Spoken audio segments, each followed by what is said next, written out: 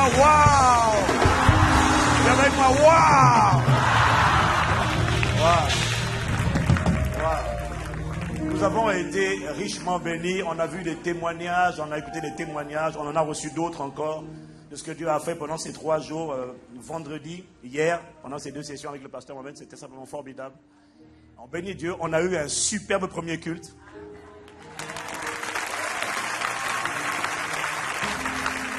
On a eu un superbe et très intense premier culte. Et nous sommes déjà dans l'esprit de la conférence, dont le thème, ça sera Ouin pour influencer. Ça, c'est la conférence.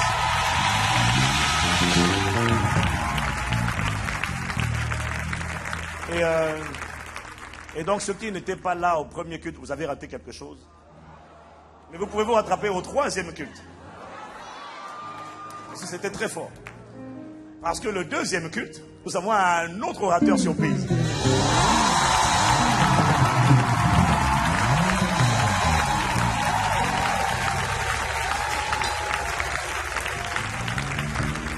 Je vous ai dit la dernière fois que lorsqu'on a reçu le Saint-Esprit, on a tous reçu l'onction, mais on n'a pas le même grade. Et celui d'aujourd'hui, de ce 2e culte, c'était un général avec un grade supérieur.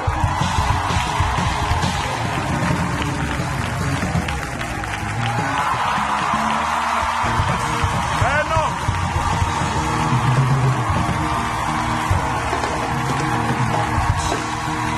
Vous êtes ma surprise. Tu vas griller ma surprise.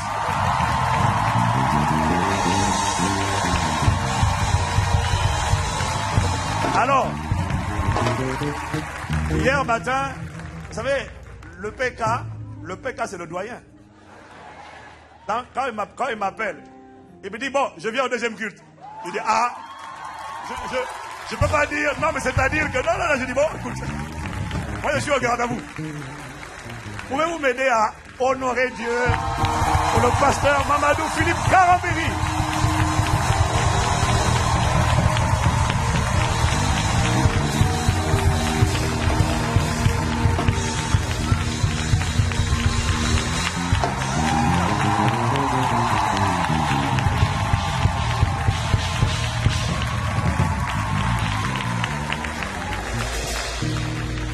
Il est un fleuve coulant du cœur de Dieu. C'est un grand fleuve d'un amour merveilleux. Je vais y voir son amour me remplit et sa victoire m'anime l'esprit. Il est un fleuve coulant du cœur de Dieu. C'est un grand fleuve d'un amour merveilleux. Je vais y voir son amour me remplit et sa victoire m'anime l'esprit. Il est un fleuve, il est un fleuve coulant du cœur de Dieu. C'est un grand fleuve d'un amour merveilleux. Je vais y voir son amour me remplit et sa victoire m'anime l'esprit. Et sa victoire, et sa victoire m'anime l'esprit. Une fois encore, et sa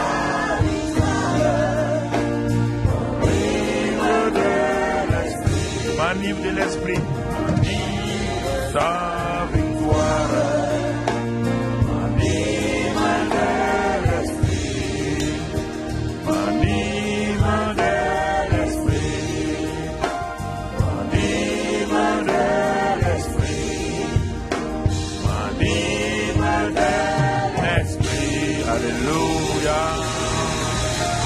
Amen.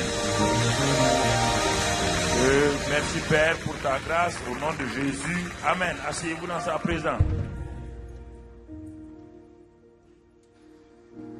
Bénissons le Seigneur ce matin pour ce deuxième culte. Nous rendons grâce à Dieu. Nous voulons simplement vous saluer l'Église. Nous sommes venus dans le cadre d'un congrès des églises d'une fédération française, des églises de plusieurs régions de France, pour traiter le thème « Impacte ta ville ». C'est un thème très souvent qui n'a pas été beaucoup traité. Comment impacter sa ville? Impacter sa ville, ce n'est pas simplement faire des activités. Mais quand on regarde dans la Bible, on voit que toute la Bible est traversée par ce grand thème-là. Et tout juste, j'ai demandé au pasteur de venir partager avec vous quelques pensées en attendant qu'on puisse se revoir en jouer et dans votre excellent thème, Oin pour influencer. Alors ce matin, je voudrais, en tant que fils et fille de Dieu, vous encourager à vous laisser conduire par le Saint-Esprit. Vous savez, il y a des thèmes, ce n'est ni un enseignement, ni une doctrine, c'est une pratique à laquelle Dieu nous invite à manifester, à rendre visible. Le mot manifester veut dire rendre visible l'esprit. C'est-à-dire que l'esprit est invisible, il est caché. Quand on parle du mot manifester, on fait sortir l'Esprit Saint de l'invisible pour que cela entre dans le visible et entre dans le matériel. C'est ce qui fait ce qu'on appelle influencer, transformer, changer. Tant que l'esprit reste dans l'invisible, alors mon frère et ma sœur, il est pris en otage, puisqu'on ne voit pas sa manifestation. Tu ne rends pas visible sa manifestation. Et ça, c'est très difficile. Vous savez, il y a deux choses, comme je l'ai dit, je le répète, il y a l'information et la révélation. L'information, c'est ce que vous recevez, et l'information vous fait sortir de l'ignorance. Mais le fait d'être sorti de l'ignorance ne va pas vous aider si vous n'entrez pas dans la révélation. L'information, c'est quelqu'un qui détient quelque chose que vous n'avez pas. Vous êtes ignorant. Il vous communique l'information. Et maintenant, c'est la révélation qui va vous rendre capable et pour aller de l'avant. Et dans la révélation, il y a plusieurs niveaux de révélation. Le premier niveau de révélation vous permet de bâtir des choses facilement. Ça, c'est ce qui est au-dessus de la terre, la surface de la terre, c'est-à-dire les cailloux, les gravillons, le sable et tout, vous permet de construire votre maison. Ça, c'est le premier niveau de révélation. Tout le monde peut faire cela, tout le monde peut se débrouiller avec cela. Mais après avoir construit la maison, la Bible dit que c'est la sagesse, l'intelligence et la connaissance qui remplissent les chambres de la maison de tous les biens. Tu as construit la maison et tu as rassemblé le sable, le gravillon et tout, tu as fait du béton, tu as fait des briques, tu as construit ta maison, mais la maison est vide. Ta maison est vide. Maintenant, le deuxième niveau, si tu veux aller, il faut commencer à creuser. Le deuxième niveau, quand tu creuses dans le sol, tu vas commencer à trouver, donc à un deuxième niveau de révélation, ce qu'on appelle l'eau vive. Tu vas trouver de l'eau. Quand tu creuses, tu vas arriver à un endroit qu'on appelle de l'eau. Et cette eau-là va te permettre de vivifier la maison. Ça va permettre aux gens qui sont dans la maison de boire cette eau-là. Et l'eau a plusieurs connotations dont je ne vais pas développer ce matin.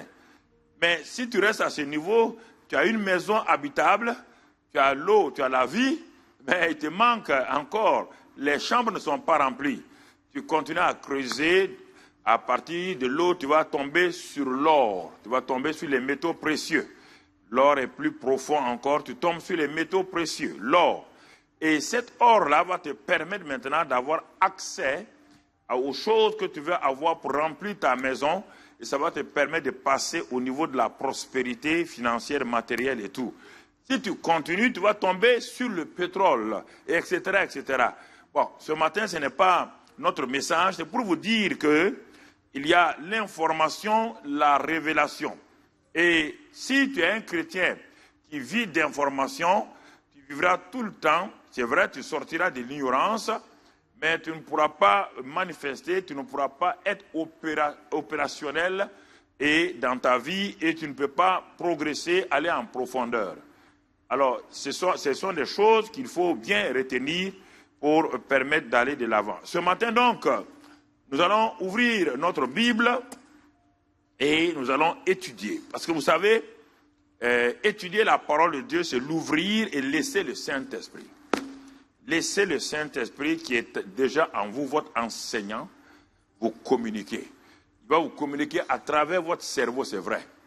Il va passer par le cerveau, mais ce n'est pas le cerveau qui est en train de le faire. Le cerveau va donner l'élément, le morphos à la pensée du Saint-Esprit. Le cerveau va vous aider avec le langage de pouvoir donner une expression aux mots.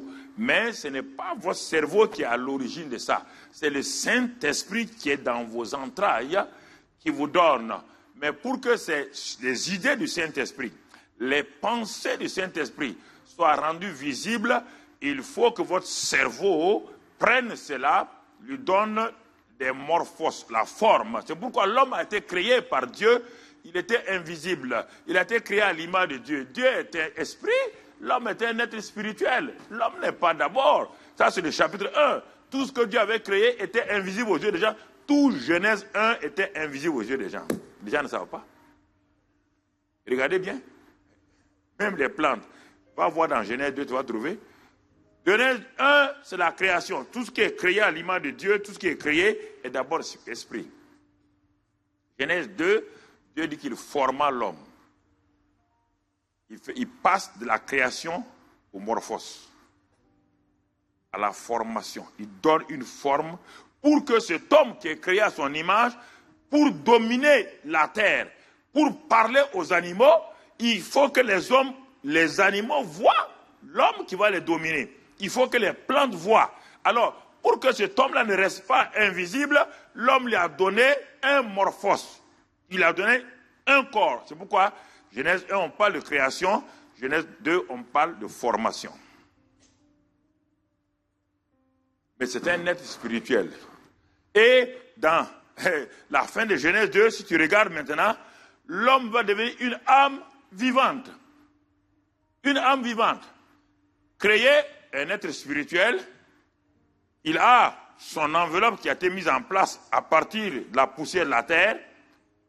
Il y a l'esprit et le corps. Il lui manque maintenant l'élément qui va lui permettre d'être en contact avec le monde moral, le monde psychique et tout. Dieu souffla en lui, son souffle.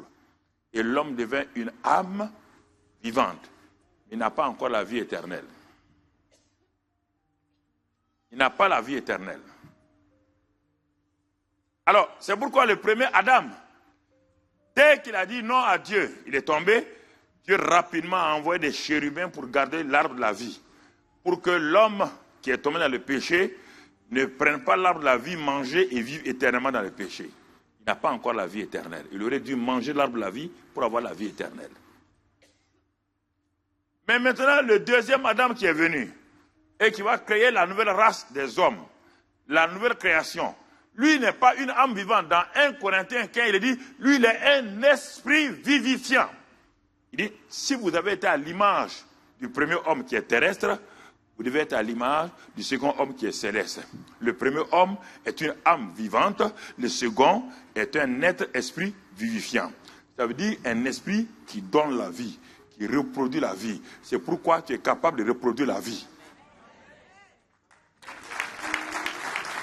C'est pourquoi tu es capable de reproduire la vie.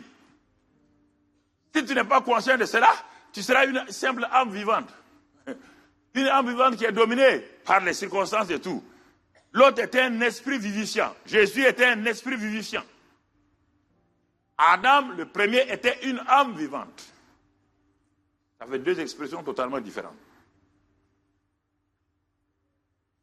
Alors, lorsqu'on comprend ces choses-là, on commence à réaliser qu'est-ce que... Vous savez, chaque message, quand vous grandissez dans les choses de Dieu, il y a des choses que vous ne voulez pas prêcher tout le temps, parce que tout message que vous donnez est parfait et imparfait. Et c'est pourquoi, quand vous arrivez à un certain niveau, vous donnez, celui qui vous écoute veut que vous complétez le message. On ne peut pas compléter tout message. Le message que je vais donner ce matin, il sera un message parfait et imparfait. Parfait, ça veut dire suffisant pour ce jour-là. C'est comme votre repas de midi, il est complet. Il est en même temps imparfait. Si c'est pour aujourd'hui que vous mangez, il est bon. Mais si vous le mangez pour vivre pendant 15 jours, il est imparfait. Il ne peut pas tenir 15 jours. Donc c'est pourquoi tout repas spirituel qu'on vous donne est parfait pour le moment, mais il peut manquer des éléments. C'est fait exprès. Tu ne peux pas avoir dans ton plat, tu ne peux pas avoir des choucroutes et du poulet, tu peux avoir des galettes, tu peux avoir du riz et tout. Donc tu as droit à un plat. Et ce plat est suffisant pour te nourrir aujourd'hui. Mais en ce temps-là, tu aurais pu dire à ta femme, il fallait ajouter ça, ajouter ça. Non, mais elle dit, mais demain tu vas manger ça. Tu ne peux pas compléter. Donc, quand vous venez écouter un homme de Dieu, il faut vous satisfaire de ce qu'il vous donne maintenant. Ne soyez pas en avant. Mais l'autre a dit ça, il aurait pu dire ça. Non. Si tu manges ton plat au restaurant, ne dis pas, on aurait pu ajouter, manger des quiches. Vous êtes en train de manger un bon repas, laisse les quiches. Demain, tu mangeras des quiches. Vous comprenez? Voilà. Sois satisfait. Il ne faut pas lui dire à ta femme, tu aurais dû mettre des... Non. Est-ce que ton ventre peut prendre tout ça?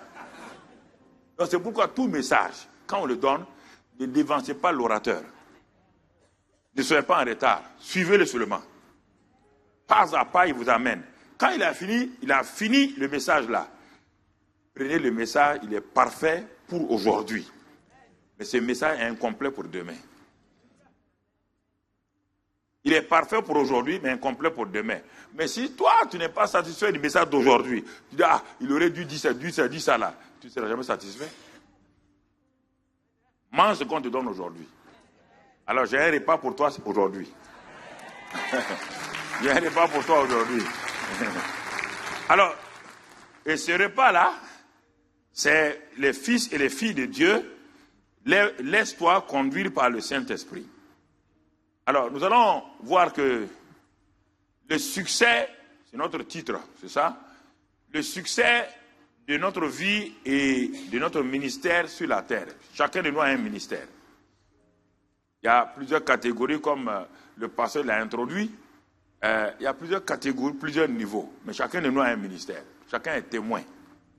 Et maintenant, parmi les témoins qu'on va choisir, des diacres, etc., jusqu'à arriver aux pasteurs, aux apôtres, aux prophètes, etc. Mais chacun de nous a un ministère. Je dis le succès de ma vie personnelle et de mon ministère, mon frère, ma soeur, ne repose pas sur ce que je fais pour Dieu. Écoutez très bien, il y a des expressions qu'il faut bien retenir. Le succès, mon succès, ne repose pas sur ce que je fais pour Dieu. Non. Mon succès dans ma vie et dans mon ministère repose sur ce que Dieu a préparé comme bonne œuvre que je dois faire. Toi et moi, nous ne pouvons pas connaître les besoins et la volonté de Dieu. Ne confondez pas les activités de l'Église et l'œuvre de Dieu. L'Église, en tant que corps organisé comme ça, a des activités. Ça, c'est pour aider l'Église à vivre correctement et tout. Mais il y a maintenant la volonté parfaite de Dieu. Que chaque membre de l'Église doit savoir, doit connaître pour sa propre vie et pour le ministère pour lequel il est établi dans ce monde-là. Et si tu ne comprends pas ça, c'est des problèmes qui vont venir. Donc, chacun d'entre nous. Regardons bien le modèle des modèles, retournons toujours à la Bible, frère. Quels que soient les grands orateurs, quels que soient les grands hommes de Dieu que tu connais sur cette terre-là, reviens toujours à la parole de Dieu. Ne cherche pas à copier les gens aveuglément, même s'ils ont du succès apparent dans leur ministère. Faites attention à cela. Il y a beaucoup de gens qui ont un succès apparent dans le ministère. Ça, c'est l'expérience que ça m'a permis de voyager dans le monde et j'ai commencé à comprendre. C'est pourquoi j'ai fait un recul par rapport aux grands hommes de Dieu. Il y a des choses, je ne peux pas ouvrir ma bouche, parler. Je n'ai pas le droit parce que Dieu m'interdit formellement de parler d'un homme de Dieu. Mais je me suis rendu compte que ce qui semble être un succès apparent là, mais en réalité, quand on va en bas, c'est terrible. Donc, je me suis dit, Seigneur, qu'est-ce que je dois faire? Il dit, reviens à la parole, vis dans la parole. Ne cherche pas à être quelqu'un d'autre que ce que tu es.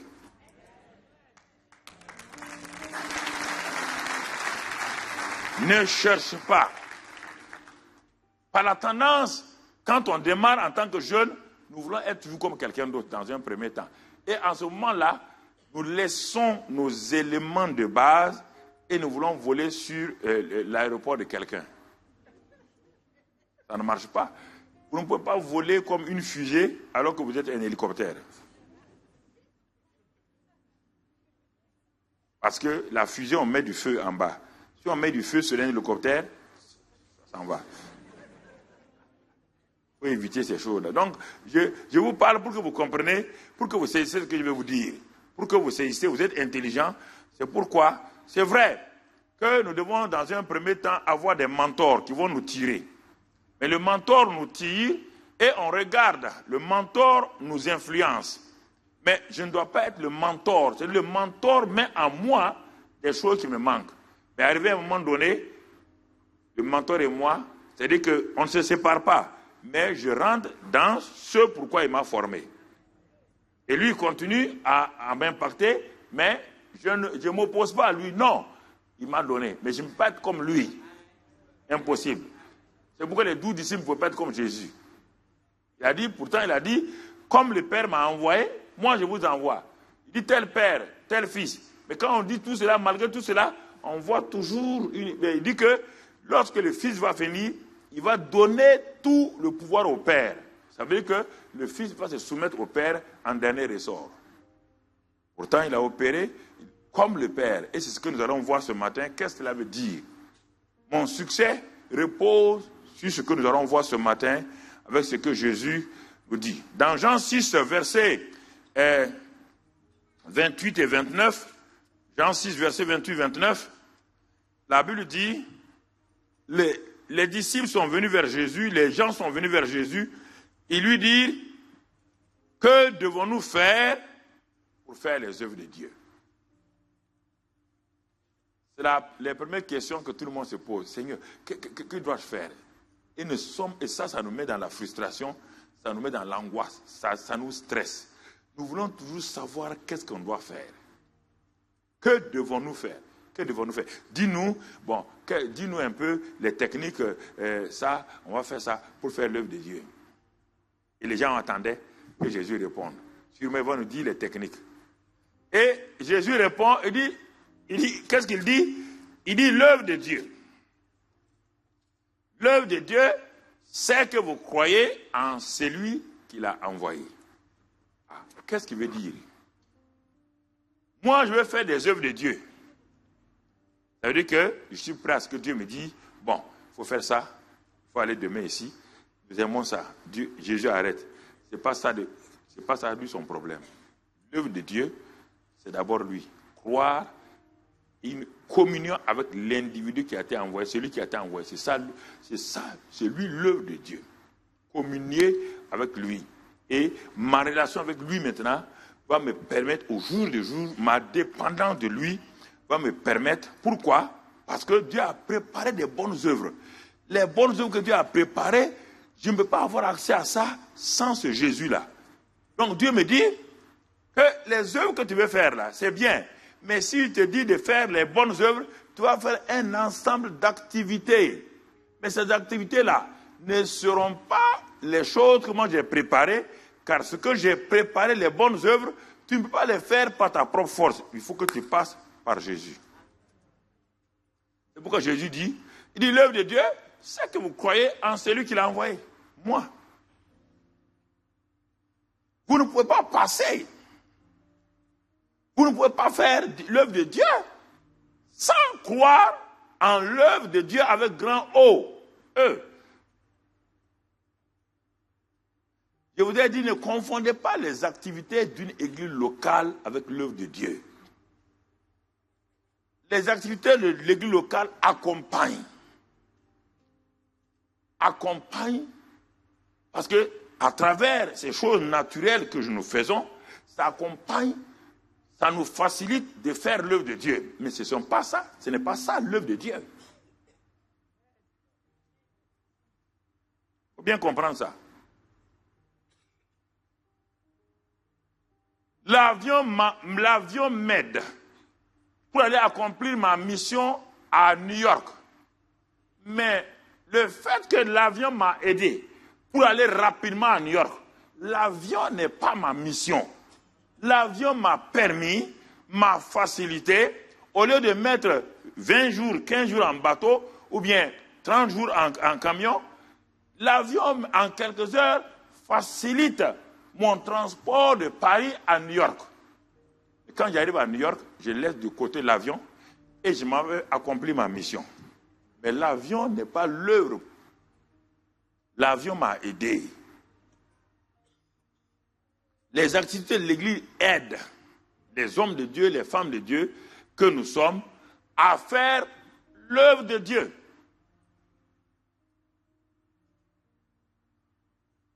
Ça nous facilite.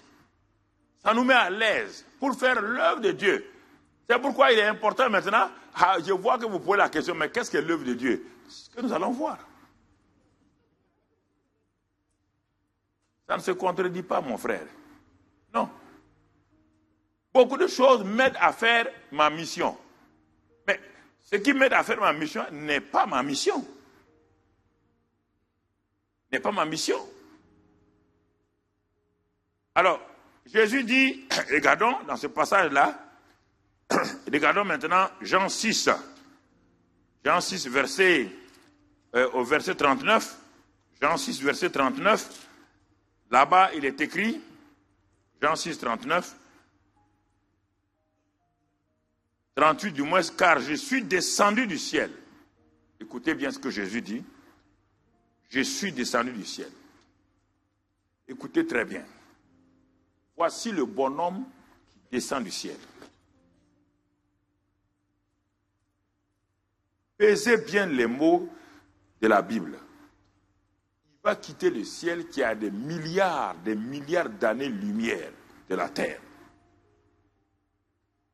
Il n'était pas un homme au ciel. Au ciel, il n'y a pas d'homme. Avant que Dieu n'ait créé les hommes sur la terre, au ciel, quand tu regardes, il n'y a pas d'homme. Il n'y a pas un Jésus homme au ciel. Vous devez comprendre ça. Jésus n'était pas homme au ciel, il est devenu non. Il est devenu homme. Il est Dieu au ciel. Il n'y a pas d'homme au ciel. Personne ne connaît qu'est-ce qu'un homme. Dieu n'a jamais créé un homme. Il a créé Dieu, il a créé les anges, les archanges, il n'y a pas d'homme. Au ciel, quand on cherche Jésus, on ne le trouve pas. Même les anges ne le connaissent pas. Lucifer ne le connaît pas. Il y a Jésus dans le sein du Père.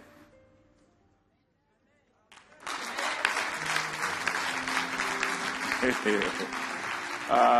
n'y a pas de Jésus au ciel, il n'y a pas d'homme au ciel. Et il nous dit, étant Dieu au ciel, provenant du sein du Père, écoutez bien ce qu'il dit. Il dit, je suis descendu. C'est-à-dire que j'ai été fait homme. J'ai accepté de me dépouiller, comme Philippiens le dit. Il n'a pas regardé comme une concurrence avec le Père. Il s'est dépouillé de sa puissance divine pour devenir comme un être, un simple être homme, un homme. Un homme. Pourquoi il a fait tout ça? Si vous comprenez ça, votre vie va changer. Pourquoi Jésus a... Si Jésus a fait ça, et toi, tu vas être aussi comme un enfant de Dieu, et tu n'as pas compris la pensée, l'esprit de ce que Jésus a fait, mon ami, tu vas croire que l'église est un endroit de promotion. Tu vas croire que l'église est un endroit où on donne des femmes. Tu vas croire que l'église est un endroit où on donne la prospérité. Et tu vas manquer le but de l'église. Quand tu auras fini d'avoir tout ça là, maintenant à ta mort, tu vas te rendre compte, ah, et maintenant qu'est-ce qu'on doit, où est-ce qu'on doit aller? Dieu dit, ah bon, mon ami, l'église donne tout ça, mais ce n'est pas ça le but.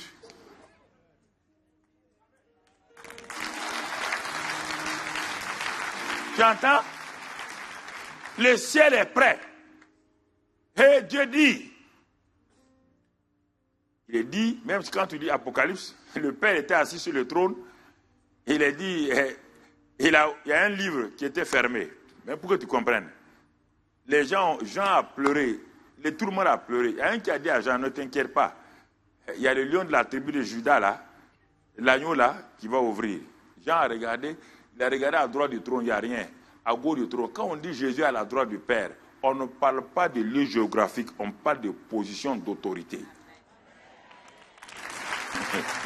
Il n'y a pas un Jésus, il n'y a pas un fauteuil, il n'y a pas un fauteuil de Jésus à la droite. Alors si Jésus a un fauteuil à la droite, donc le Saint-Esprit à la gauche, mais quoi? Tu as déjà vu le Saint-Esprit? Tu l'as déjà vu dans une forme? Il dit, tout cela procède du Père. Tout cela procède du Père. Il faut bien comprendre ces choses-là. Ce sont ces révélations-là qui te donnent la liberté. Tu ne dépends plus des... Quand tu entends les gens prêcher, tu t'assois, tu regardes, tu sais que bon, ce jeune homme-là, il est au niveau encore élémentaire. C'est un prédicateur élémentaire. Mais ce qu'il dit est parfait à son niveau élémentaire. Le premier de la classe du CP1 et le premier de la classe du CM2, ils sont tous les deux premiers. Et ils ne sont pas premiers au même niveau.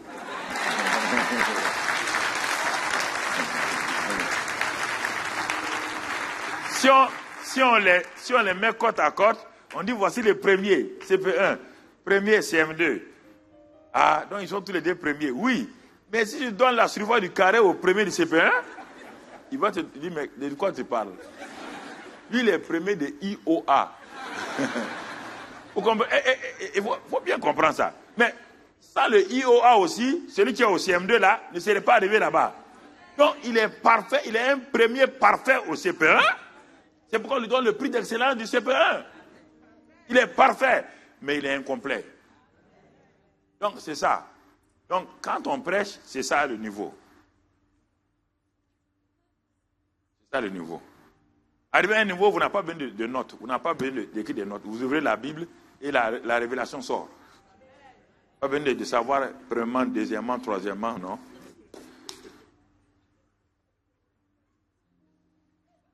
Non, c'est en vous. Non.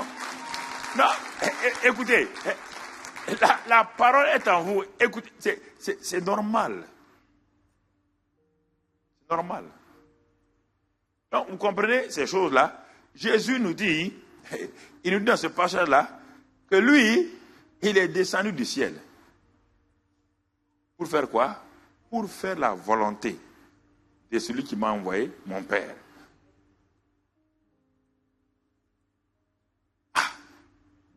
Tu es descendu du ciel pour faire quoi? Il dit non, je suis descendu seulement, non pas pour faire ma volonté, mais la volonté de celui qui m'a envoyé.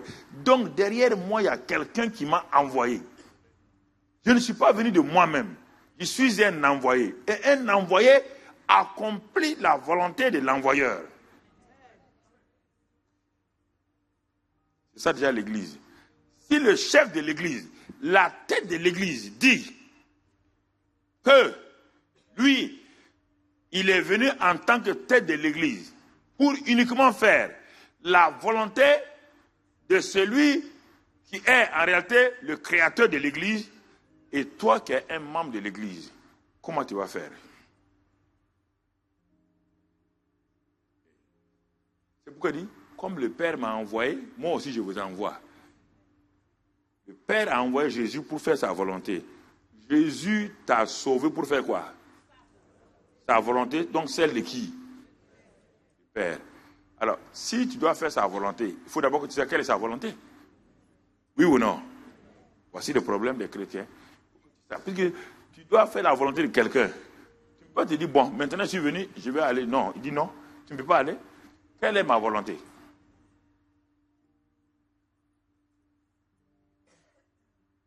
Vous savez, c'est nous tous, on a prêché Matthieu 6, on a dit, cherchez vraiment le royaume de Dieu et la justice et toutes choses vous seront données. Dieu m'a arrêté un jour et dit, vous savez, il faut que tu comprennes. Il faut que tu me comprennes clairement qu'on parle le même langage. Est-ce que moi je vous ai dit d'aller jeûner et prier pour chercher ces choses-là? Je t'ai dit que si tu cherches mon royaume, et qu'est-ce que mon royaume? C'est ma justice, ma joie, ma paix, par le Saint-Esprit. C'est ma puissance, par le Saint-Esprit. Toutes ces choses-là, si tu cherches ça, et si tu vis dans la justification, moi je te dis simplement, toutes ces choses, lesquelles, il me dit, lis Matthieu là, dans Matthieu qu'il cherchait, il cherchait la nourriture, le vêtement, il cherchait tout ce dont tu as besoin là. Il dit, toutes ces choses-là t'accompagnent. Quand j'ai compris ça, mais je ne croyais pas. Il me dit, mais relis encore d'autres passages. J'ai relu. Il dit, mais vous cherchez les choses et vous voulez maintenant que le roi... Il dit, non, cherche d'abord et fais la promotion de mon royaume. Écoutez, mon frère, le royaume ne donne pas des voitures. Mais si le royaume donne des voitures, et l'athée qui est là des voitures, quelque chose ne va pas.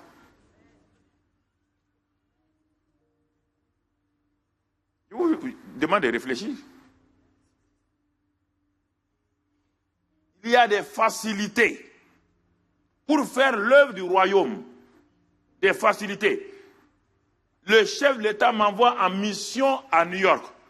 Pour faciliter, il va louer même un avion. Il peut mettre l'avion présidentiel à ma disposition. Mais l'avion qu'on m'a donné n'est pas la mission. C'est pour faciliter.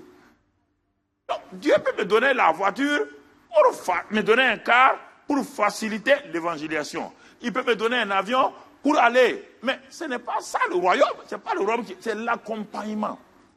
Pour faire quoi? Pour aller faire la promotion du royaume.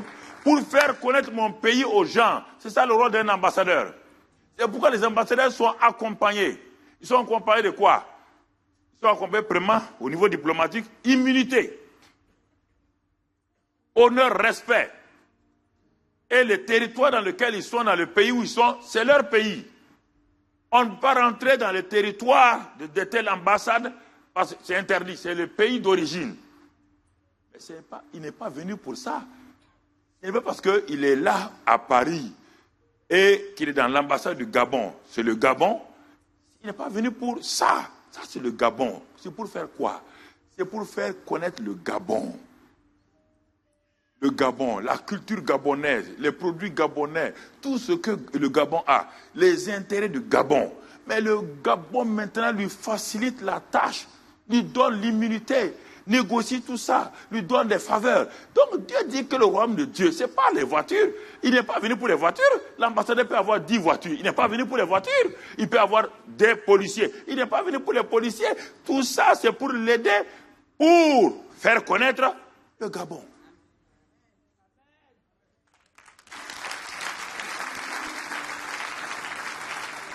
Mais vous imaginez un ambassadeur qui vient, il ne fait pas connaître le Gabon. Le ministre des Affaires étrangères l'appelle, dit, mais depuis que tu es parti 2 ans, qu'est-ce que tu as fait? Moi, je suis à la recherche d'abord d'une voiture, je suis à la recherche, je vais acheter une maison, et je suis à la... Il dit, bon, mais tu cherches quoi? Il dit, non, tu n'as rien fait. Il dit, non. Tu as présenté tes lettres de créance? Il dit, non, pas encore, parce que vraiment, c'est... Il dit, bon. Avant 2 mois, on le rappelle. Avant même qu'il présente les lettres de créance, on le rappelle. Frère, il ne faut pas modifier le christianisme. Hein. On n'est pas venu pour faire la promotion de l'Église. L'Église est l'agence du royaume. Une agence, c'est l'agence du royaume. Ne mettez pas l'accent sur l'Église. C'est toi l'Église, tu dois faire la promotion du royaume. Celui qui doit faire les produits, la promotion des produits d'une entreprise, son rôle, on lui facilite. Le marketeur, tout ça, on lui facilite les tâches. Pourquoi? Uniquement pour que les produits de l'entreprise soient connus. Mais on ne met pas l'accent sur lui-même, il ne va pas passer son temps à dire mais manque ça tout le temps, je vais prier, ou bien je vais demander ça. On va dire, mais messieurs, où sont vos résultats? On travaille par objectif. Produit numéro 2, 3, objectif c'est 100. 50 ans, à la fin de l'année, évaluation. Vous êtes à 30. Ah, parce qu'il me fallait une voiture, on me dit, mais messieurs, on n'a pas atteint. Et regardez, les autres là ont atteint leur objectif. Le royaume, c'est la même chose, on travaille par objectif. L'objectif, c'est de faire avancer le royaume. Quand tu as fait avancer le royaume de Dieu, quand? Qui l'a connu? Qui l'a rendu visible aux yeux de qui? Dieu t'a donné des faveurs, Dieu t'a béni. Dieu t'a donné une promotion. Tu es devenu chef de département. Mais c'était pourquoi? Quand tu sais que la promotion, c'est ça, c'est maintenant pour t'habiller? Non. Dieu te donne la promotion parce qu'à ce niveau-là, tu es censé faire connaître le royaume. Et qu'est-ce que tu as fait pour faire connaître le royaume depuis que tu es devenu chef de département?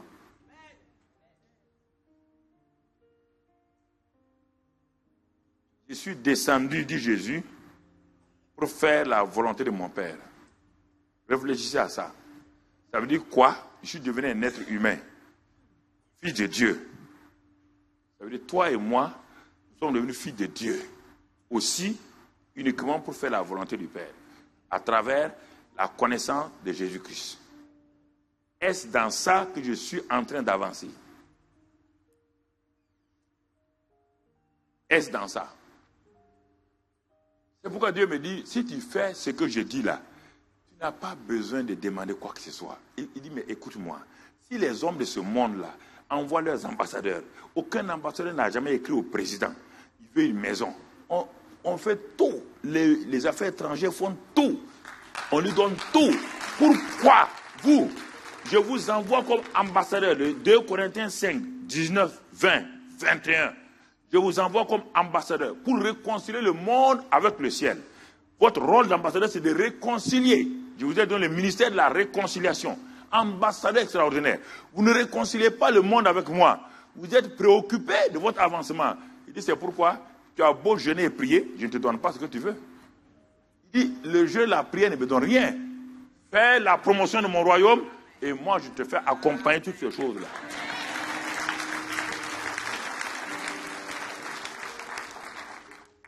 Comprends-moi très bien, mon frère.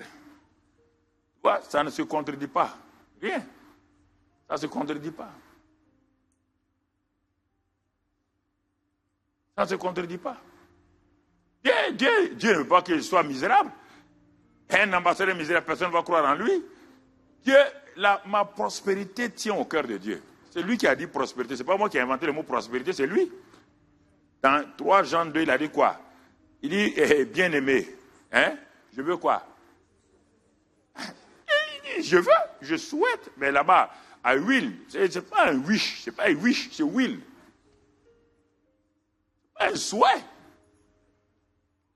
Je veux que tu sois prospère à tous égards. Que tu sois en bonne santé, comme prospère l'état de ton âme. Voilà la volonté. Dieu te dit, c'est ça sa volonté déjà. Comment je vais le faire? Il dit, fais la promotion de mon royaume. Fais la promotion de mon royaume. Fais entrer, réconcilie les gens avec moi. Chaque fois que tu réconcilies quelqu'un avec Dieu, le ciel est dans la joie. Et tu es gradé en même temps. Tu entends? Tu es gradé. Écoutez, c'est ça. Chaque fois que toi tu pars pour témoigner à quelqu'un, tu l'amènes à Christ et tu l'envoies à l'église ici, tout le ciel est debout. Il dit qu'il y a la joie parmi les gens. Tout le ciel est debout parce que enfin tu as amené quelqu'un. Tu comprends? Et tu comprends?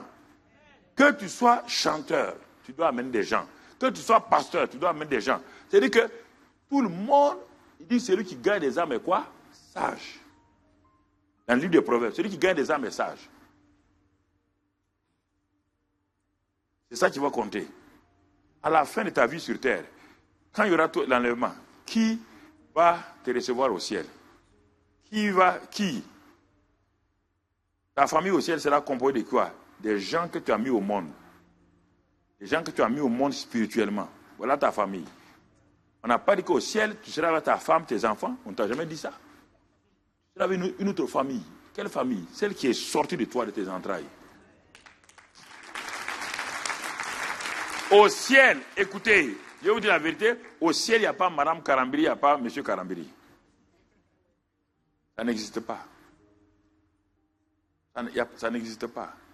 Madame Karambiri a une famille. Celle des gens qu'elle a mis au monde spirituellement. Sa famille. J'ai une famille, ceux que j'ai mis au monde spirituellement.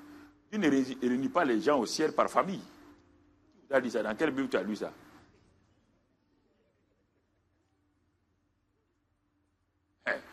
Quelle est ta famille que tu es en train de préparer au ciel? Quelle est la famille que tu es en train de préparer au ciel? Puisqu'au ciel, dès le moment où il n'y aura pas de relation sexuelle, il n'y aura pas femme et homme. Alors, tu vas avoir une femme pour faire quoi? Tu vas avoir un homme pour faire quoi? Pour faire quoi? C'est pour faire quoi? Tu ne peux pas te reproduire là-bas. Il n'y a pas de sexualité là-bas. N'écoute pas les menteurs là que si on tue quelqu'un, des vierges attendent aux gens au ciel. Aucune vierge n'attend personne au ciel. Hein? Aucune vierge n'attend quelqu'un au ciel. Il faut que tu mettes au monde, hein? Tu es un père, que tu sois femme, c'est pourquoi dans la Bible on ne parle pas de mère, on ne parle pas de reine, on parle de roi. Si tu es une femme, tu es roi, il n'y a pas de genre.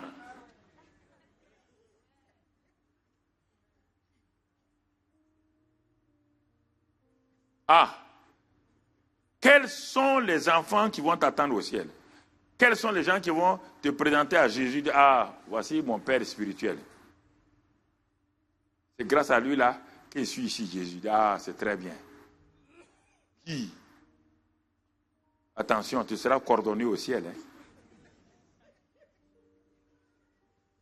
Tu vas être portier. Or, les portiers au ciel sont loin du trône.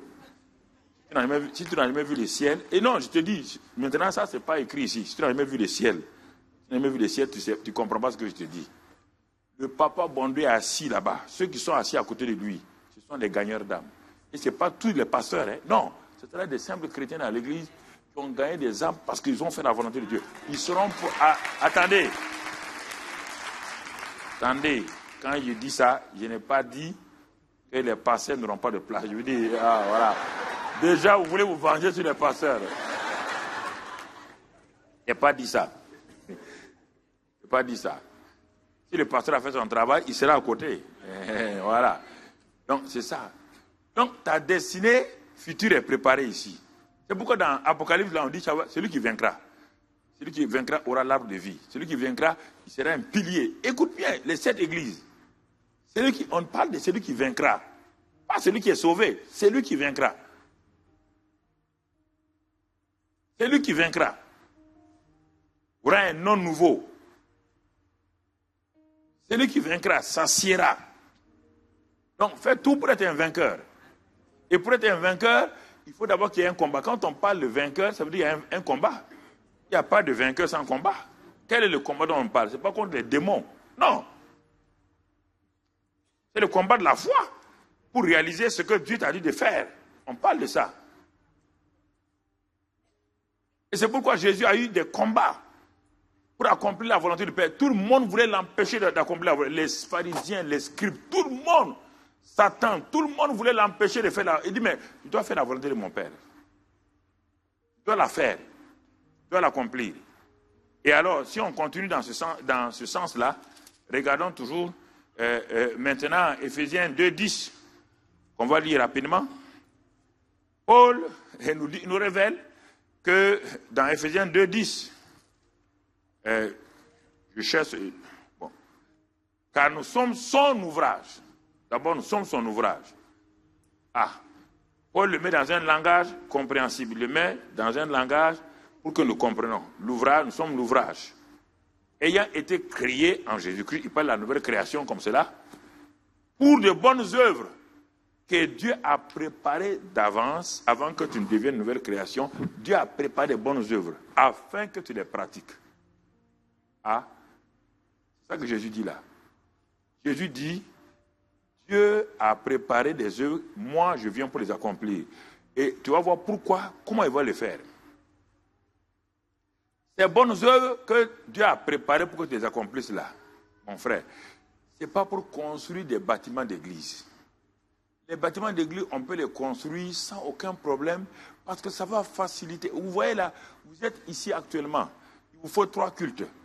Et Dieu me dit, mais vous n'avez pas besoin de me consulter. Et parlez, levez-vous vous-même et dites-moi, comme Néhémie, nous allons bâtir. Nous allons bâtir.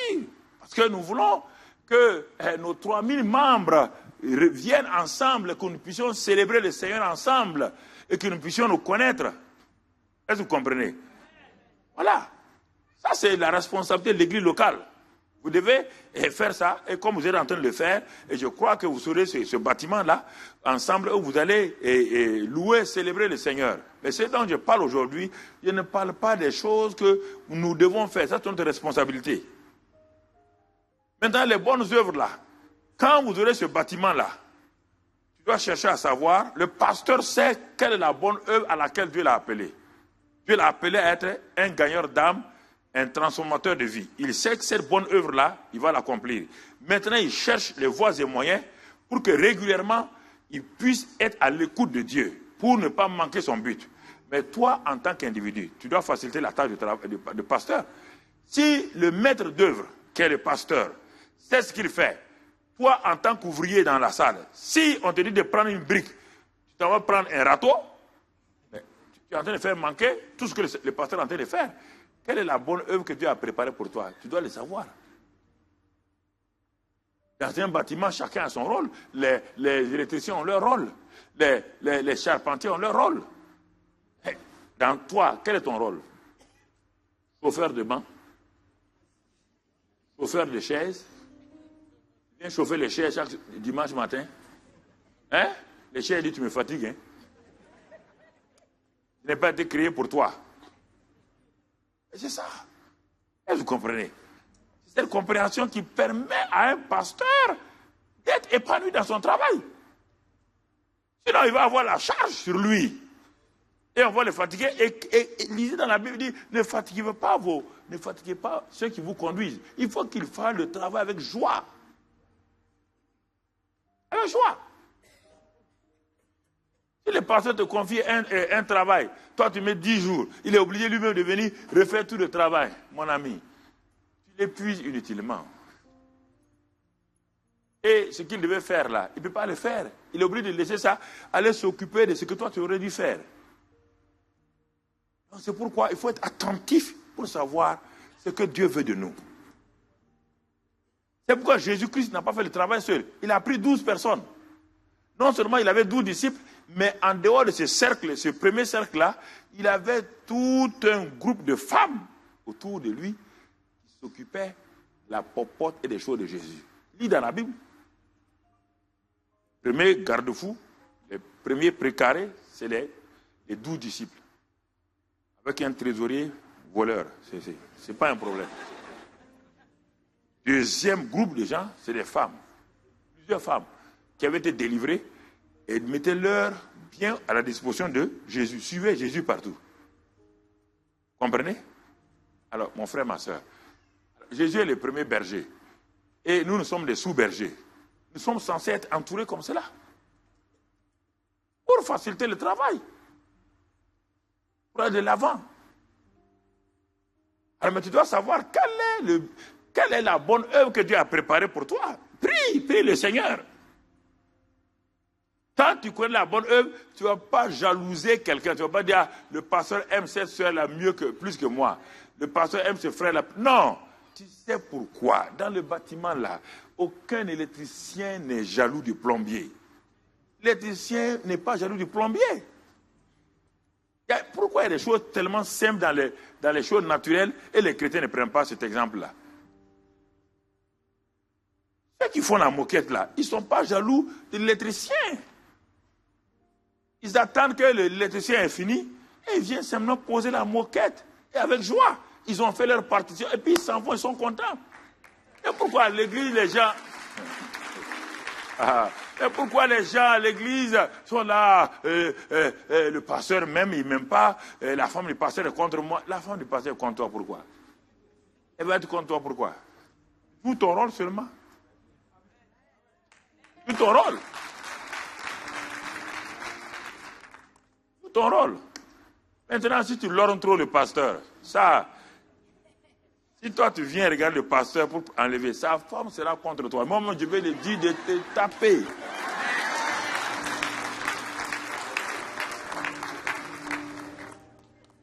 Ton rôle n'est pas venir enlever le pasteur. Ce n'est pas ton rôle, ça.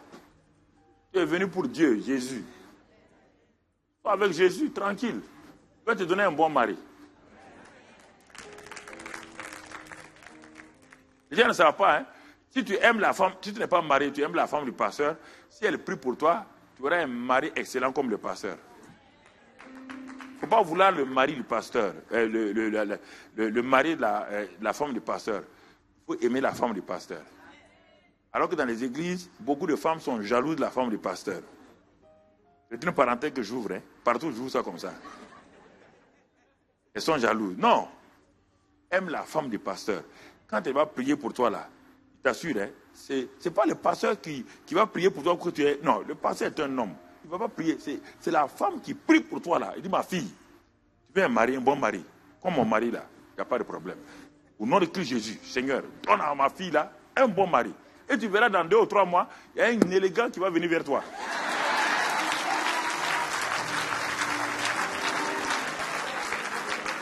Ne te fatigue pas, frère. Mais il y a des choses simples qu'il faut faire.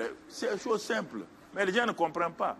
Tu vas aller te mettre dans des situations, ça ne va pas aboutir, mais si tu es frustré et tu... Ok. Parenthèse fermée. Parenthèse fermée. La Bible dit ici que Dieu a préparé de bonnes œuvres. Mais Dieu a préparé ces bonnes œuvres-là. Mais moi, je ne les connais pas. Où sont ces bonnes œuvres? 1 Corinthiens 2. 1 Corinthiens 2, on va le lire. Dieu va nous enseigner dans 1 Corinthiens 2. Et on va voir au verset 9 et 10. Bon, je vais laisser. Ah bon, ok. Comme il donne là-bas. Comme il est écrit, ce sont des choses, lesquelles que l'œil n'a point vues. Les choses que Dieu a préparées là. L'œil ne peut pas voir ça. L'oreille n'a point entendu et qui ne sont même point montées au cœur de l'homme. Tu ne sais même pas, tu ne peux même pas savoir ces choses qui peuvent monter à ton cœur. Des choses que Dieu a préparées pour ceux qui l'aiment. Voilà. Il dit aux Éphésiens, Dieu a préparé de bonnes choses. Il dit le secret, la clé, il dit aux Corinthiens, ces bonnes choses-là qui sont préparées pour ceux qui aiment Dieu là, on ne peut pas les voir par les sens naturels.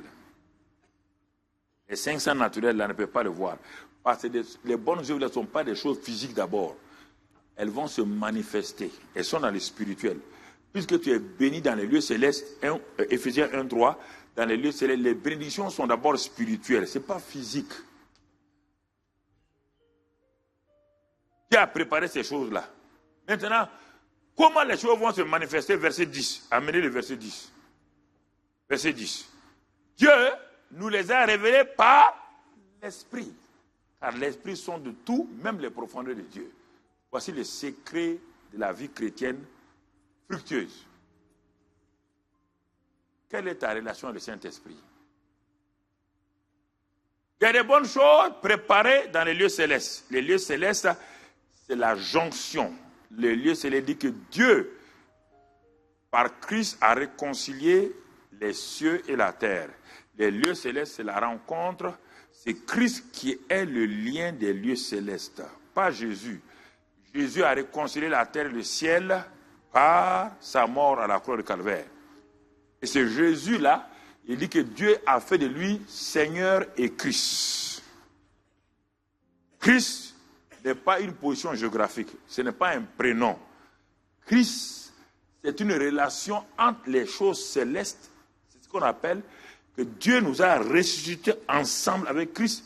nous a fait asseoir ensemble dans les lieux célestes. Les lieux célestes, c'est la jonction de la volonté du Père et des hommes donc qui ont été ressuscités en nouveauté de vie. C'est cette rencontre-là, c'est ce qu'on appelle Christ, les lieux célestes. Ce n'est pas le paradis. Tu n'es pas encore mort. On te dit que Dieu t'a fait asseoir dans les lieux célestes. Pourtant, tu es sur la terre. Ce n'est pas un lieu géographique, c'est spirituel. C'est ça, le secret. Et quand tu comprends ça, tout de suite, le monde spirituel devient une réalité. De même que le monde physique est une réalité. Tant que l'enfant est dans le sein de sa mère, le monde physique n'est pas une réalité. L'enfant est un potentiel dans le sein de sa mère. L'enfant a des yeux, l'enfant a des oreilles, mais l'enfant est toujours dans le sein de sa mère. Il ne peut pas voir ceux qui sont là. Il ne peut pas regarder les lumières qui sont là. Il ne peut pas entendre les choses qui sont là. Pourquoi? Il est une réalité, mais cachée. La même chose, quand spirituellement, on n'est pas en connexion avec le Saint-Esprit, on a reçu le Saint-Esprit, il est en nous. Tant que le Saint-Esprit est en nous, il ne nous est pas utile, frère. C'est pourquoi beaucoup de chrétiens ont le Saint-Esprit en eux, ils ne font rien, ils ne peuvent rien faire. La présence du Saint-Esprit et la manifestation du Saint-Esprit, c'est deux choses différentes. Car tu ne peux être chrétien sans la présence du Saint-Esprit. C'est parce que le Saint-Esprit est venu en toi que tu es devenu le temple de Dieu. Les Corinthiens avaient le Saint-Esprit en eux, ils ne savaient pas. Il faut la manifestation. La manifestation du Saint-Esprit, c'est ça qui permet à quelqu'un de savoir que cet homme, cette femme-là est rempli du Saint-Esprit et c'est pourquoi il le manifeste. C'est ce secret qui est là devant vous. S'il n'y a pas ça, tu es fatigué, tu vas jeûner, tu vas prier, tu vas pleurer, tu vas accuser Dieu, accuser tes pasteurs, accuser tes voisins, accuser ton mari. Tu ne comprends pas, parce que la chair ne peut pas accomplir ces choses-là. La chair ne peut pas. Regarde Pierre, il a juré que lui ne va jamais trahir Jésus. Et c'est le premier qui a dit qu'il ne le connaît même pas. Il n'avait rien de spirituel en lui. C'était l'homme charnel. Il n'y avait rien. Mais regarde-le rempli du Saint-Esprit. Regarde-le descendre de la chambre haute. Rempli du Saint-Esprit. Devant une femme, il a fui. Maintenant, il a des multitudes, 17 nationalités. Là-bas, la Pentecôte, 17 nationalités. Il descend, il parle. Qu'est-ce qui a fait passer ce Simon le peureux en Pierre, l'homme? Qu'est-ce qui a fait? C'est le Saint-Esprit. La manifestation du Saint-Esprit. Voilà la différence entre Pierre, Simon et Pierre. La différence. Il dit le Saint-Esprit sont de tout, même les profondeurs de Dieu. Alors, puisqu'ils sont de tout et les profondeurs de Dieu, alors quand le Saint-Esprit sont de tout, même les profondeurs de Dieu, regarde maintenant Romains 8, verset 26-27. Romains 8, verset 26-27. Regarde bien ce qu'il va faire. Le Saint-Esprit, il sonde tout, et regarde verset 26 et 27. Il est dit, alors de même aussi l'Esprit nous aide dans notre faiblesse. Dieu a préparé de bonnes choses pour moi. Je suis un enfant de Dieu, je dois les accomplir. Il a préparé de bonnes choses pour moi, mais je ne les connais pas. Mes oreilles ne peuvent pas voir, et mes oreilles ne peuvent pas entendre, mes yeux ne peuvent pas voir rien. Il me dit, connecte-toi au Saint-Esprit. Saint-Esprit qui est en toi là, il n'est pas venu passer les vacances. Connecte-toi à lui. Connecte-toi à lui. Si tu te connectes, lui, il connaît les profondeurs de Dieu. Par les choses cachées sont à qui? Deutéronome 29, 29, il dit quoi? Les choses cachées sont à? Ah. Tu dois connaître ce verset-là. Les choses cachées sont à? Et les choses révélées sont à qui? À nous. On te dit que le Saint, il a Dieu a préparé des bonnes choses. Ces bonnes choses sont cachées en qui? En Dieu. Qui parle les sondés? Saint-Esprit. Le Saint-Esprit est capable de sonder les profondeurs de Dieu. En même temps, il est en toi, oui ou non? C'est lui le lien entre Dieu et toi, oui ou non? Regarde ici, c'est pourquoi tu ne sais même pas ce qu'il te convient de demander. Tu ne sais pas quelles sont les bonnes choses qu'il a préparées, tu ne les connais pas. Mais il est dit ici, comme tu es dans la faiblesse, parce que tu es conduit par tes yeux, tes oreilles, regarde ce qu'il dit, car nous ne savons pas ce qu'il nous convient, on n'a pas dit qu'on ne sait pas prier, hein, ce qu'il nous convient de demander, la chose exacte. La chose préparée, nous ne la connaissons pas. On n'a pas dit qu'on ne sait pas prier. Les gens non, ce qu'il nous convient de demander dans nos prières. Ça veut dire quoi? Ça veut dire que la plupart des 1000 prières que tu as faites, il n'y a même pas, même une, deux qui sont dans la volonté de Dieu. Parce que tu demandes des choses alors que tu devais demander au Saint-Esprit de t'aider à amener ce qu'il te convient. Nous ne savons pas ce qu'il nous convient de demander dans nos prières. Mais, regarde bien, l'Esprit lui-même intercède par des soupirs inexprimables, car celui qui sonde les cœurs connaît quelle est la pensée de l'Esprit. L'Esprit sonde les profondeurs de Dieu, et Dieu connaît la pensée de l'Esprit. Le Saint-Esprit qui est en toi, que tu es en train de prier en langue là, et le Saint-Esprit sonde les profondeurs du Père, et le Père connaît quelle est la pensée de l'Esprit. Et qu'est-ce qu'il fait? Comme le Saint-Esprit est en jonction entre toi et lui, et le Père, qu'est-ce qu'il va faire? Et regarde bien mon frère, quelle est la pensée de l'Esprit? Parce que c'est selon Dieu que le Saint-Esprit intercède en faveur de qui? Les saints. En faveur de toi et moi. Le Saint-Esprit n'intercède pas en faveur de quoi? C'est en ta faveur qu'il intercède. Parce qu'il y a des bonnes choses que Dieu a préparées. Toi, tu ne les connais pas. Lui, ils sont les profondeurs de Dieu. Et toi, tu as dit au Saint-Esprit, je ne sais pas, il dit, ok, ça c'est bon. Tu es un enfant béni. Parce que tu ne cherches pas ta propre volonté. Comme Jésus n'a pas cherché ta propre volonté. Alors, je vais aller sonder les profondeurs de Dieu. Continue à parler en langue. Continue à prier. Prie en langue. Continue à prier. Continue à prier. Continue à prier. Et à un moment donné, voici des pensées qui viennent à toi. Tu peux les rejeter, croyant que ce n'est pas non. C'est le Saint-Esprit. Tu ne les connais pas. Tu ne sais pas ce que ça te convient. Il a sondé, il prend, il vient te donner. Il connaît la pensée. Alors, en ce moment-là, les choses se passent.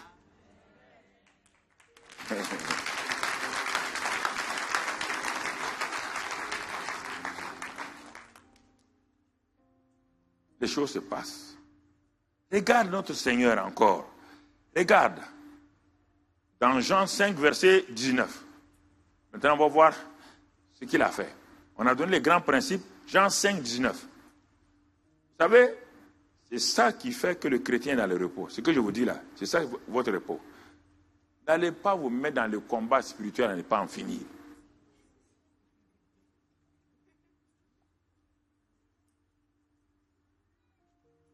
La plupart des gens, quand on parle de combat spirituel, quand un pasteur parle de combat spirituel, souvent, les gens qui sont devant lui ne savent pas. Peut-être qu'il est en train de parler d'une dimension et l'autre est dans une autre dimension. Donc, il va croire que le pasteur contredit le combat spirituel. Non, le combat spirituel a plusieurs dimensions. Il y a le combat spirituel où les gens, si tu les empêches, ils ne vont pas progresser. Tu les laisses. Quand tu les vois seulement, Hakaoroshinda, démon, nom de Christ Jésus, je commande, viens là. Je dis maintenant, démon, viens, je réclame. Si tu empêches quelqu'un comme ça, il ne sait plus quoi faire. Laisse-le. Il va tellement s'épuiser un jour, il sera couché à terre, il va dire à Dieu, par ta grâce. Dieu dit, ah bon, tu dis quoi? Par ma grâce, il reçoit. Il dit, ah bon? Mais Seigneur, j'ai lutté. Il dit, Dieu, tout est par. Et ma grâce est quoi? Mais la plupart d'entre vous, vous ne répondez pas parce que vous aimez ça là. Ça, vous êtes frustré, ça ne vous donne rien, vous aimez ça. Parce que faire ça là, ça va vous valoriser. Mon frère, d'où viens-tu? Moi, j'étais sur la montagne. Et depuis combien de jours? Mon frère, cette affaire-là, ça fait 3 jours que je suis sur la montagne. Qu'est-ce que tu as fait là-bas? J'ai combattu le combat. Les démons là, mais ils sont venus vers moi. Ils m'ont pris. Ils ont tapé ma tête contre le mur. La tête n'a pas explosé. Non, mon frère. Et après ça, il y a quoi? Mais comment? Dis donc. Ça fait 3 jours, je n'ai pas bu, je n'ai pas mangé. L'homme aime ça. N'importe quel homme aime ça. Quand tu as ça là, alors on a été habitué à ça. À la maison, papa a dit, si tu deviens premier, tu as vélo. Tu deviens premier, il n'y a pas de vélo. Il dit, quand tu auras 15 de moyenne, vélo. Tu as 15 de moyenne, il dit, mais tu n'as pas fait assez. 18. Tu as 18 de moyenne, tu n'as pas fait assez. Maintenant, tu as 20 sur 20. Alors tu dis, papa, 20 sur 20, c'est quoi? Il dit, mais alors, tu peux faire mieux. Faire mieux quoi? 21 sur 20, ça existe? On a été habitué à ça. À l'école, on a été habitué à ça. Dans le travail, on nous évalue. Ça. Quand on devient chrétien, on croit que Papa bon Dieu est derrière nous avec un fouet. Il faut avancer comme ça. La grâce là est un vain mot pour nous. Tant qu'on n'a pas compris la grâce dans sa profondeur, c'est difficile de prêcher parce que beaucoup de prédicateurs jeunes croient que s'ils prêchent la grâce, leur église va chuter. Mais pourtant, ils prêchent la loi, ça n'avance pas. Le Moïse, l'homme de la loi, n'est pas rentré dans Canaan à cause de ça. Si Moïse rentrait à Canaan, Dieu avait échoué. Écoutez-moi, si vous ne croyez pas, Dieu a échoué. Dieu a fait exprès, Moïse ne peut pas rentrer en Canaan avec la loi. Quand Moïse sortait de l'Égypte, Dieu n'a pas prévu la loi. La loi, c'est sur la route que Dieu a prévu ça. Lisez la Bible. Hein? Dieu a parlé à Abraham. Dieu a donné la terre promise à qui? Abraham, oui ou non? Il y avait la loi? Il y avait la loi? Il a continué à dire ça à Isaac, il y avait la loi? Il a dit ça à Jacob, il y avait la loi? On dit que la loi est un pédagogue étranger. Donc, parce que quand vous lisez dans Exode là, quand ils sont arrivés au mont Sinaï, il faut bien lire la Bible. C'est les hommes là qui ont dit que et ils veulent que Dieu parle à Moïse et que lui, il ne veut pas. Dieu n'a qu'à parler à Moïse. Et que Moïse n'a qu'à venir. Alors que là-bas, Dieu a dit qu'il veut faire d'eux de quoi? Des rois et des... Ils ont refusé. Ils ont refusé. Bon, maintenant Dieu a donné la loi. Mais si la loi est venue contredire ce que Dieu a dit à Abraham, c'est pourquoi Galate dit que mais, la loi ne peut pas contredire la promesse qui a été faite à Abraham quand il était sous la grâce. Faites attention à ça. Tu as déjà entendu le mot postérité avec Moïse? Tu as déjà entendu le mot Moïse, la postérité de Moïse? Tu as déjà entendu ça? Ah, vous me regardez comme ça là. Tu as déjà entendu le mot postérité de Moïse? La loi n'a pas de postérité. La loi tue tous ses enfants. La loi est un tyran qui tue tous ses enfants. La loi n'a pas de postérité. Moïse n'a pas de postérité. Abraham a une postérité. Jacob a une postérité. Isaac a une postérité. Tout le monde, mais sauf David a une postérité, sauf Moïse. Lisez la Bible. Moïse n'a pas de postérité. Et si tu es un Moïse, tu tues tous tes enfants. Ils vont tous commencer par Moïse.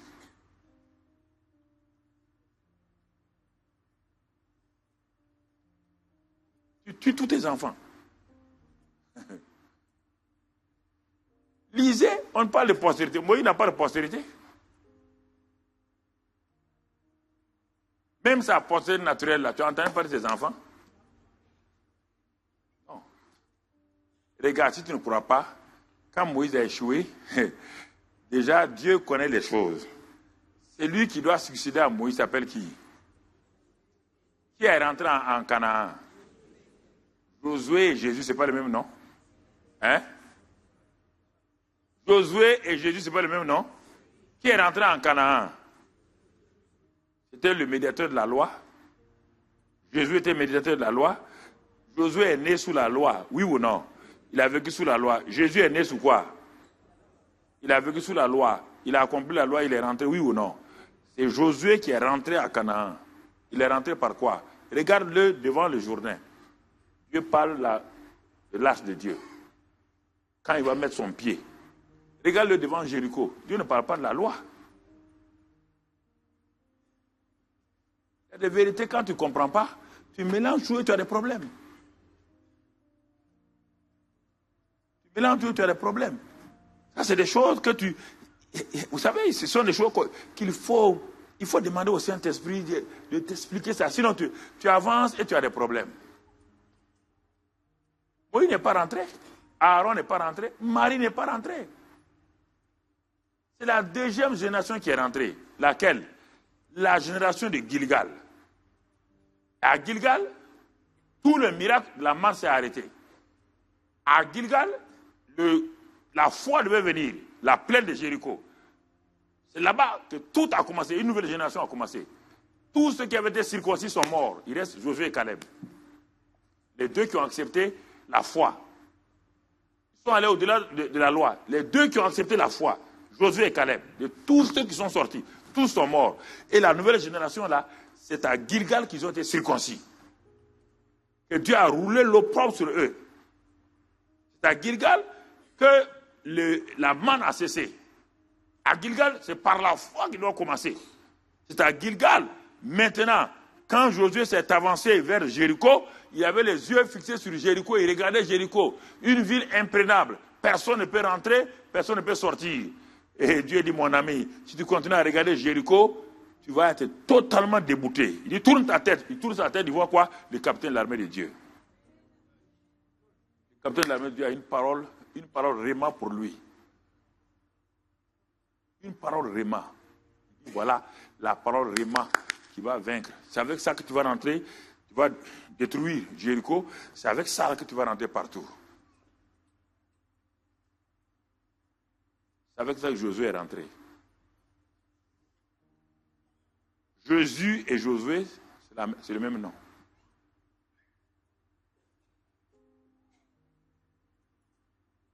Le Saint-Esprit n'était pas encore exprimé littéralement. Dans l'Ancien Testament, ils ne connaissent pas la personne du Saint-Esprit. Ils connaissent que l'onction qui détruit le joug. Même l'onction Mimchak, ils ne connaissent pas. Ils ne connaissent pas la relation, la communion du Saint-Esprit. Ils ne connaissent pas ça. L'onction venait comme un effet, comme une puissance sur eux. Pendant quelque temps, les rois, les juges faisaient les choses. Et à un moment donné, l'onction s'en va. L'onction vient chaque fois qu'il doit faire quelque chose. Mais maintenant, nous sommes la demeure permanente du Saint-Esprit. Ils n'ont jamais connu la personne du Saint-Esprit. Parce qu'ils n'étaient pas nés de nouveau. Tous ceux de l'Ancien Testament sont des cadavres spirituels. Ils ne sont pas nés de nouveau. Ils ne sont pas nés de nouveau. Moïse n'est pas né de nouveau. Abraham n'est pas né de nouveau. Ils ne sont pas une nouvelle création. Ils ne pouvaient pas accomplir ce que Dieu a dit. Ils vivaient sous l'ombre. Hébreux 10. Hébreux 10. Les sacrifices qu'ils faisaient étaient incapables d'enlever la conscience du péché.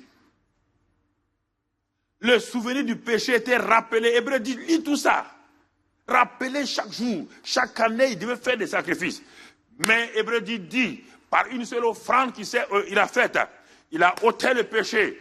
Il nous a sanctifiés une fois pour toutes. Après nous avoir sanctifiés, il nous a amené la perfection, il est rentré. Il dit maintenant, quand il a fait cela, il a pris la loi que Jésus a accomplie, il a inscrit ça dans nos cœurs. Et que là où il y a le pardon des péchés, il n'y a plus souvenir des péchés.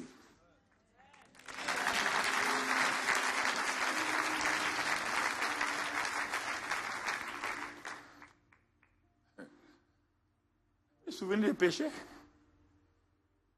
Et toi, tu es culpabilisé dès que tu pêches. Parce que tu vis sous la loi. La loi te rappelle. Si tu vis sous la loi, là, j'ai péché. Tout le temps, tu es en train de dire, je demande pardon. Je demande pardon. Tu es encore sous quoi? Sous la loi. C'est pourquoi Satan te fatigue. Chaque fois que tu vas opérer, il bloque ta foi. Il dit, mais tu as converti tes regards impurs là. C'est vrai, hein? Seigneur, pardonne tous mes regards impurs. Quand tu as fini de dire, mais ta convoitise d'hier là, tu as converti ça. C'est vrai. Seigneur, pardonne mes convoitises d'hier là. Mais tu es un hypocrite. Quand tu as vu le frère, tu as dit frère, alors que tu ne l'aimes pas. Tu as dit ça. C'est ça que les chrétiens vivent dans la faiblesse. Ils sont conscients du péché. Ils ne savent pas que le sang de Christ a ôté. La rémission des péchés, dans l'Ancien Testament, c'est l'expiation. Le mot expiation, c'est couvrir les péchés. La rémission, c'est ôter. C'est pourquoi Jean-Baptiste a dit, voici l'agneau de Dieu qui ôte les péchés. Il ôte. Il ne couvre pas les péchés. Le mot expiation, Ancien Testament. Le mot rémission, pour ceux qui sont juifs et pour tous ceux qui sont pécheurs. Et le mot pardon maintenant, pour les chrétiens. Le mot pardon n'est pas pour les païens. Dieu ne pardonne pas les païens. Dieu pardonne le chrétien. Le chrétien ne vit plus dans le péché. Mais s'il aurait du péché maintenant, il confesse son péché. Dieu est fidèle et juste pour le pardonner et pour tout purifier. Dieu ne pardonne pas le païen. Dieu remet les péchés. Et dans Colossiens 1, 13, qu'il nous a délivrés de la puissance des ténèbres et nous a quoi? Rachetés. Rachetés. Nous a transférés dans le royaume de Dieu. Et il dit quoi? Nous allons bénéficier maintenant de quoi? La rédemption et de la rémission de nos péchés. La rémission de nos péchés. Ça, c'est le Saint-Esprit qui fait tout ça. C'est son rôle. C'est ça qu'il fait. Et c'est pourquoi Jésus dit ici, regardez ce verset. On vient à Jean 5 là. Jean 5, 15 minutes, puis on va finir. Jésus reprit la parole, Jean 5, 19, et leur dit, en vérité, je vous le dis, le Fils ne peut rien faire de lui-même. On dirait qu'on n'ose pas croire à ça. C'est-à-dire qu'on traite de Jésus de menteur. Il est venu du ciel. Écoutez, il est venu du ciel. Il dit, je suis venu pour faire la volonté de mon Père. Alors, soyons logiques avec nous-mêmes. Quelqu'un qui est venu faire la volonté de son Père, est-ce qu'il peut faire quelque chose de lui-même? Hein? Alors, pourquoi tu veux faire quelque chose de toi-même? Lui, il sait, son cahier de charge est de venir faire la volonté de son Père. Donc, il attendait. Il dit, le Fils ne peut rien faire de lui-même.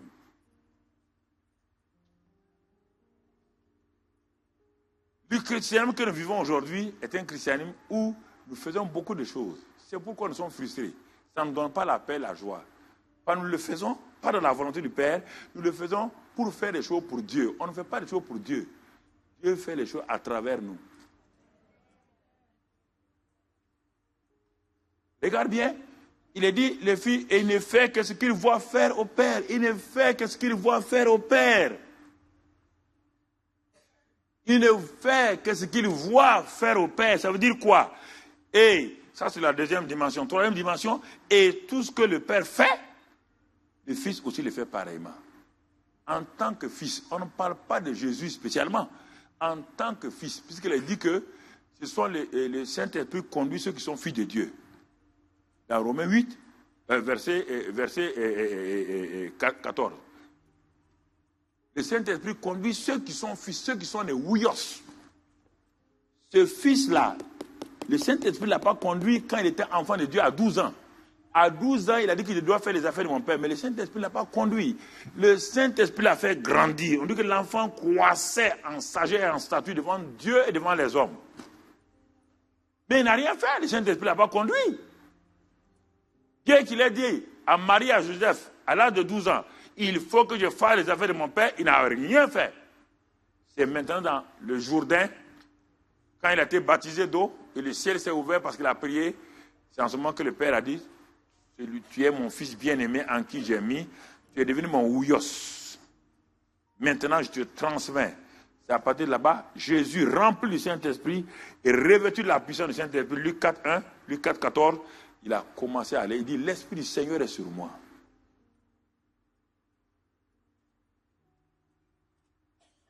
Je ne peux rien faire. Je ne fais que ce qu'il va faire au Père. Je ne peux rien faire. Ce sont des faits incontournables. Mais nous voulons relativiser ça. Mais quand même, tu peux faire quoi? Si le Fils de Dieu, sans péché, dit qu'il ne peut rien faire, toi, tu peux faire quoi? Parce que nous n'avons pas appris à dépendre du Saint-Esprit. Voici le vrai problème. Nous n'avons pas appris à dépendre du Saint-Esprit. Bon, rapidement, on va aller, donc, pour que l'on puisse comprendre. Donc, si nous comprenons ces choses-là, on va aller maintenant dans quelques exemples pour que tu comprennes. Je vous ai dit que tout message est parfait et imparfait et incomplet, complet et incomplet. Donc, tu vas le compléter toi-même. Oui, parce que tu te poses des questions, je ne peux pas répondre à toutes ces questions-là. C'est ça qui va te permettre de chercher, de continuer à comprendre. Et tu vas comprendre si tu suis ce que je te dis. Attends, donc, regardons quelques éléments dans Exode 24, verset 12. Dans l'Ancien Testament déjà, retournons rapidement là-bas pour que tu comprennes. Parfois, on vaut mieux retourner dans l'Ancien Testament. Qu'est-ce que la Bible dit? L'Éternel dit à Moïse, monte vers moi sur la montagne et reste là. Je te donnerai des tables de pierre et la loi et les choses. Bon. Et des ordonnances que j'ai écrites pour leur instruction. Moïse est monté là-bas. Il a écrit un seul commandement. Hein? Il faut connaître ta Bible. Hein? Est-ce que Moïse a écrit un seul commandement? Ça a été écrit du doigt de qui? Est-ce que Moïse il a choisi la couleur des rideaux du tabernacle? Alors je te pose la question. Tout ce que Dieu veut faire là, il a demandé à Moïse son avis. Il a dit à Moïse seulement de venir, de rester là. Il n'a pas besoin de ton avis, il n'a pas besoin de mon avis. Il a besoin de mon obéissance. Regarde ça. Moïse descend, il descend avec quoi? Les tables que Dieu même a taillées. Tu vois? Il descend. Le verset 18.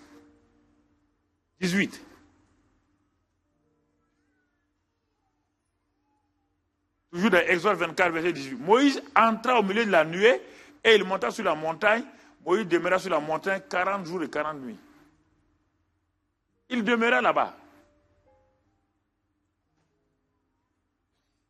Il est demeuré là-bas. Ce que Dieu te demande, c'est de venir dans le lieu secret. Dieu a toutes les choses qu'il a pour toi là. Il t'invite, le lieu secret. Matthieu 6, il dit, entre dans le lieu secret, ferme la porte. Et ton Père qui est là dans le secret, le Père est là. Le Père est là. Écoutez frère, il ne faut pas vous amuser avec ça. Si tu décides de prier, sache que tu ne veux pas rencontrer le Père. Que tu le vois, tu ne le vois pas. Quiconque décide de prier, le Père est là. Mais ne sois pas un insensé pour aller parler. On te dit que quelqu'un est là. Un roi est là. Si tu vas devant le président de la République, quelqu'un demande, tu demandes un rendez-vous au président de la République, tu vas devant le président de la République. Dès que tu arrives, tu t'assois, toi tu commences à parler. Le président te dit, monsieur, allez-y. Bah, tu tiens compte de la présence du président. Si le protocole même qui est au dehors t'entend, tu parles, ils vont ouvrir pour voir ce qu'il y a. La sécurité va demander qu'est-ce qui ne va pas. Le problème, quand vous rentrez dans la présence de Dieu, vous ne vous rendez pas compte qu'il est là. Parce que comme il n'est pas visible là, vous voulez regarder s'il est au toit suspendu. Dieu n'est pas suspendu au toit, il est là. Quand tu le vois pas, il est là. Il dit le Père est là dans le secret, et le Père voit dans le secret et il le rendra. Matthieu 6, 6. C'est comme ça que j'ai développé quand j'ai commencé à développer ma vie de prière. Et parfois la présence de Dieu est forte autour de moi. J'ai appris comme Moïse, il a fallu 40 jours pour que la pensée de Moïse soit effacée. À sa chair là, Moïse était un intellectuel. Il a été formé en Égypte. Il a beaucoup de connaissances. Il a fallu 40 jours pour que Dieu nettoie avant que Moïse ne reçoive des choses. Quand tu rentres chez Dieu, là, tu as tellement de choses à dire à Dieu. C'est ça qui est ton problème. Dieu fait des leçons à Dieu. Il dit, ah bon? Il dit, parle, continue à parler. Quand tu as fini, il dit au revoir à demain. Le problème, c'est ça. 40 jours. Et Dieu a parlé à Moïse quel jour? Pendant ces 40 jours-là, c'est le 7e jour. 6 jours, Dieu n'a rien dit à Moïse. Pourquoi? Dieu a regardé Moïse. Moïse ne parlait pas à Dieu. Dieu a regardé les pensées de Moïse. Il était là, dans la gloire. Moïse ne pouvait pas parler. Dieu a vidé le monsieur de toutes ses pensées. C'est le 7e jour que Dieu a commencé à lui parler. Tu crois que tu vas rentrer dans la prière, tu commences à prier 1 heure de temps, Dieu vient te parler? Jamais. Il faut que tu meurs à toi-même dans la prière. Tu meurs à tes pensées. Il y a des grandes choses pour toi, mais pourquoi Dieu ne te révèle pas? Parce que tu ne meurs pas à tes pensées dans la prière. Tu vas dans la prière, tu es trop agité. Seigneur, donne-moi ça, donne-moi ça. C'est pas ça, c'est pas la prière, ça c'est la mendicité. La vraie prière vient du Saint-Esprit, est suscitée par le Saint-Esprit. Parce que lui, il connaît la pensée du Père. Reste devant la pensée du Père. Dis au Saint-Esprit, si tu ne peux pas, prie en langue, 1 heure, 2 heures, 3 heures. Il t'assure, et au bon moment donné, tu seras étonné, les pensées vont commencer à venir. Et les jours même, tu vas fuir. Tellement la présence du Père est forte. N'essayez pas de faire des choses. Dieu a des bonnes choses qu'il a préparées d'avance pour ceux qui l'aiment. Pas demander ça au Saint-Esprit. Tu es en train ton mari est déjà préparé. Toi, à ton âge, Dieu n'a pas de mari, tu pries, tu jeûnes. Tu jeûnes pourquoi? Dieu va créer ton mari maintenant. Et puis il va le tirer, l'amener. Tu crois que tu as 25 ans. Tu crois que ton mari vient de naître aujourd'hui? Il est né aujourd'hui. Est-ce qu'il peut avoir 25 ans d'ici? Non. Ton mari existe. Vous me regardez comme ça. Ton mari existe.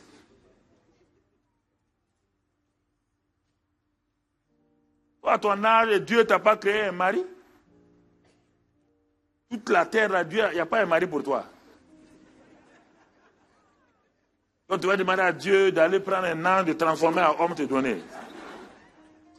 Non, mais il y a des idées bizarres que vous avez. Il faut rester là, mourir à ses propres pensées, mourir à ses idées. Dans la prière, là, ne pars pas demander à Papa bon Dieu. Meurs.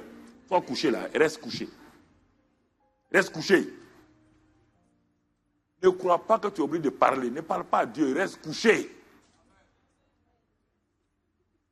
Si ça t'envie d'aller, quitte là. Un homme qui vient devant Dieu et puis il ne parle pas, il dit je ne parle pas. Et après? On ne parle comme ça, on dit résiste à qui? Au diable. Résiste lui. Parce que il est tellement activiste qu'il veut que tu sois activiste dans la prière. Il faut parler. Toi, tu ne parles pas. Tout le monde parle, toi, tu ne parles pas. Il faut parler. Et quand je parle, je dis, toi, tu parles mal. Il dit, mais est-ce qu'on demande comme ça à Dieu? Hein? Regarde quand tu parles à Dieu. Tu changes encore, dis, ben voilà. C'est pourquoi Dieu ne te répond pas là. Au lieu de lui résister, dis de partir. Moi, je suis devant mon père. Mais regardez vos enfants, là, quand ils viennent, parfois, ils sautent sur vos genoux. Est-ce qu'ils vous demandent bonbon? Il est content d'être avec vous? L'enfant, oui ou non? Il est content. Il est content d'être avec vous. Il vous embrasse, il vous dit, embrasse Dieu. Dis-lui, je suis venu pour t'embrasser. Dis-lui des paroles simples.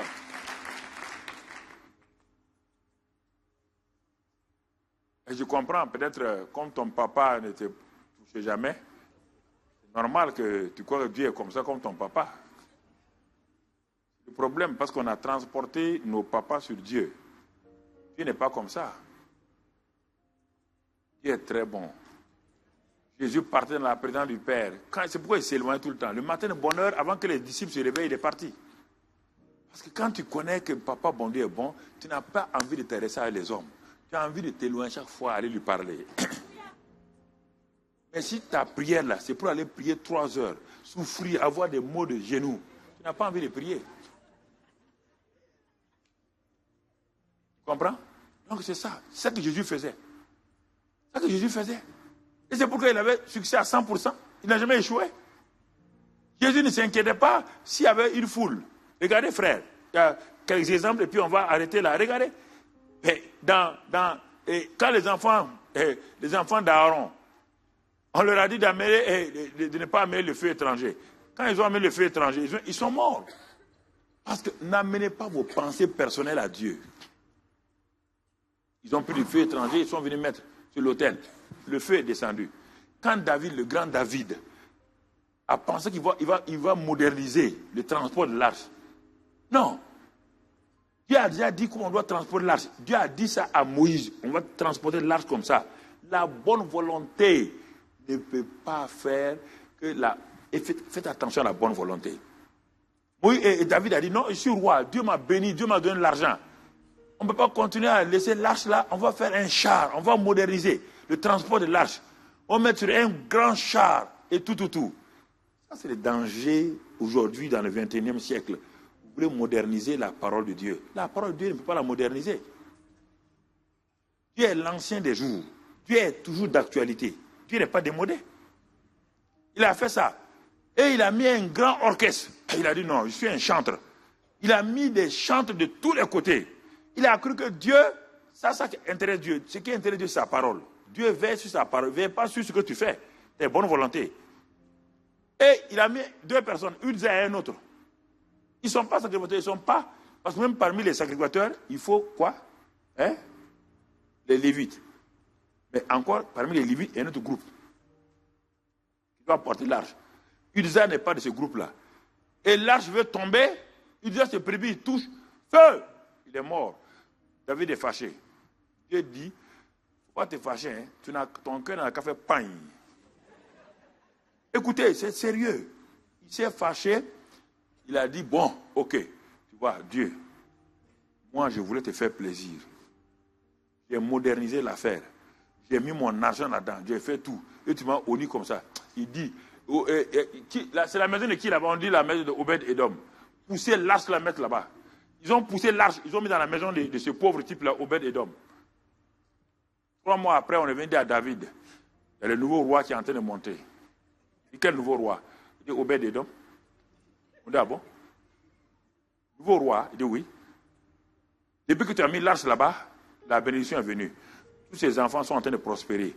Lui-même, il prospère. Il lui reste maintenant le trône. David dit quoi? Il reste quoi? Le trône. David est parti en vitesse faire quoi?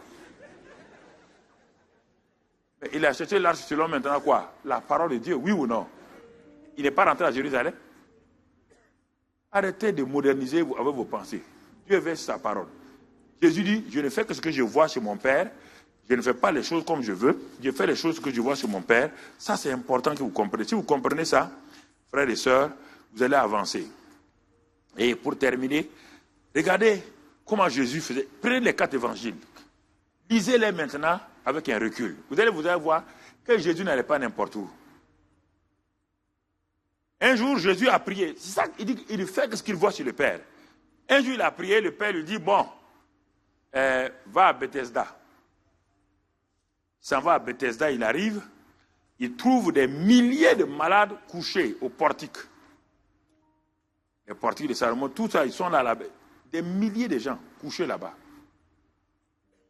Chacun attendait un ange, il y avait une piscine. Jésus arrive là-bas. Uniquement, il arrive. Il voit les malades, il voit tous les malades. Il s'en va, il est à la recherche de celui que le Père lui a montré ce matin dans la prière. Quand il a trouvé, il dit, le voilà. L'ancien de Bethesda là. Et il s'en va, il demande au monsieur, veux-tu être guéri? C'est ça. Et le monsieur dit non, mais personne ne s'intéresse à moi. C'est ça, quand Jésus parle parfois, personne ne s'intéresse à moi. Ça fait 38 ans que je suis ici. Il dit, mais personne ne s'intéresse à moi. Mais Dieu a tellement aimé ce monsieur-là, que Dieu a vu sa souffrance, il veut le guérir. Et quand, à la fin, il a été convaincu, Jésus lui dit, lève-toi, prends ton lit. Quand le monsieur a été guéri, tous les gens avaient les yeux fixés sur la piscine, sur l'ange. Ils ont vu le malade que tout le monde connaît depuis 38 ans. L'homme qui a vu tous les malades passer sous ses yeux. L'homme qui peut raconter tous les témoignages de tous ceux qui sont venus, qui ont été guéris. Ils l'ont vu se tenir debout avec ça. Mais personne n'est allé vers Jésus. Et Jésus est parti simplement sans guérir qui que ce soit. C'est ça la volonté du Père. C'est pourquoi, quand on fait l'évangélisation, il faut faire attention. Nous amenons des milliers de malades. C'est pourquoi les gens avaient commencé à critiquer les hommes de Dieu. Au Kenya, une fois, même j'ai entendu ça sur RFI à l'époque, un grand homme de Dieu américain est parti au Kenya. Ils ont vidé les hôpitaux. Les gens ont fait tellement de publicité, on a amené des hôpitaux. Quand ils partaient du Kenya, Nairobi à l'époque, il y avait plein de cadavres sur le champ. Les journaux ont saisi, dit voilà. Il dit qu'il guérit les gens, il a laissé des cadavres. Il y a des gens qui c'est ça le problème. Dieu n'a pas dit qu'il guérit tout le monde. Dieu vous a dit ça comme ça. Il a laissé les cadavres sur le terrain. Au Burkina, un autre homme de Dieu est venu encore là-bas. Et après son départ, nous avons enterré des gens. Et, écoutez, les croisades, il faut avoir l'intelligence des croisades. Il faut savoir ce que Dieu veut. Il y a plein de choses comme ça. C'est pourquoi Jésus, dès le jour qu'il a été rempli, il a énervé les gens de Bethléem. Il a dit, mais en Syrie, là, en Israël, il y avait comme des lépreux. Ils ont dit beaucoup. Mais quel lépreux qui a été guéri par Élisée? On dit Naaman. Il était quoi? On dit Syrien. Il dit alors. Il a commencé à dire, mais pourquoi? Il n'y a pas de lépreux en Israël, oui. Mais pourquoi c'est Naaman qui a été guéri? Pourquoi Naaman? On vient lui dire que son ami Lazare est malade. La plupart d'entre nous, si on vient nous dire ça, on prend la voiture, on s'en va. Mais Jésus est resté. Il a demandé au Père, qu'est-ce que je dois faire? Le Père dit de rester. Donne-leur une parole, ça suffit.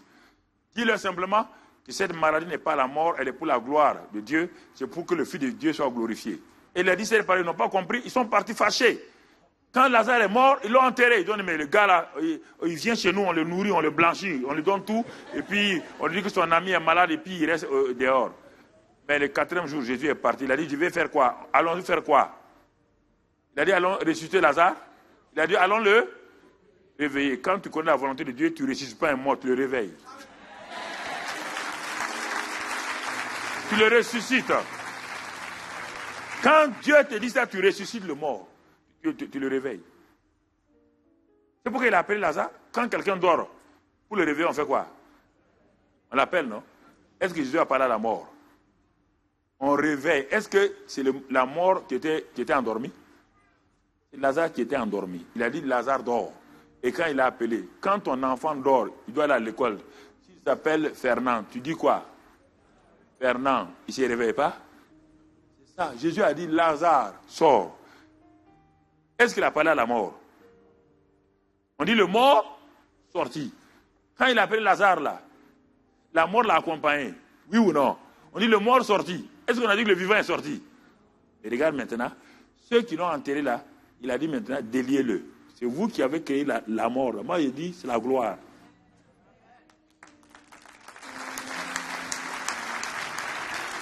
C'est ça. Regarde Isaac. Regarde tous ces gens-là. Regarde comment ça opère. Regarde comment ça opère. Dieu a dit à Isaac, tu veux la prospérité? Il dit, oui, mais je suis éleveur. Dieu dit, ok, tu es éleveur, ce n'est pas un problème. Moi, j'ai prévu pour toi la prospérité. Il dit, mais il faut que tu fasses quoi? Tu sèmes. Quand? Dans la famine? Il dit, oui. C'est ça la parole de Dieu. Sème dans la famine. Il dit, ah bon? Sème dans la famine? Il dit, oui. Tu ne connais pas ça, hein? C'est une loi supérieure à la loi économique. La loi économique des hommes dit quoi? Il faut donner, ils vont chose. C'est terrible. Et imagine le banquier de Dieu. Quand tu donnes à Dieu, il multiplie. Les banquiers de ce monde-là, des gardiens d'argent, ils sont plus payés que tout le monde. Tu as déjà vu un gardien qui est payé? Un banquier, c'est quoi? Tu es un gardien d'argent? Soyez choqués, hein? Je vous préviens vous dire. Un gardien, c'est quoi? Un banquier, est-ce qu'il a l'argent? Il garde l'argent de qui? Et quand tu vas emprunter, il te donne un taux d'intérêt ton argent. Oui ou non? On dit les banquiers sont des grands hommes. Quels grands hommes? Un gardien de ce bâtiment-là, il fait quoi? Que Dieu vous bénisse.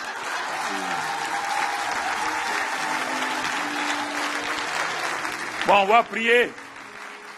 Étends ta main vers le Seigneur. Lève-toi, étends ta main vers le Seigneur. Dis avec moi, excellent Père, je te remercie ce matin pour ta fidélité. Illumine les yeux de mon cœur pour que j'aie la révélation de tes paroles.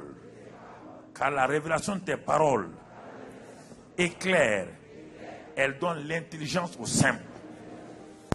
Père, je veux opérer comme Jésus a opéré. Je veux voir ce que tu vois déjà. Je veux entendre ce que tu es en train de dire. Tu es en train de parler sur Paris. Mais mes oreilles n'entendent pas.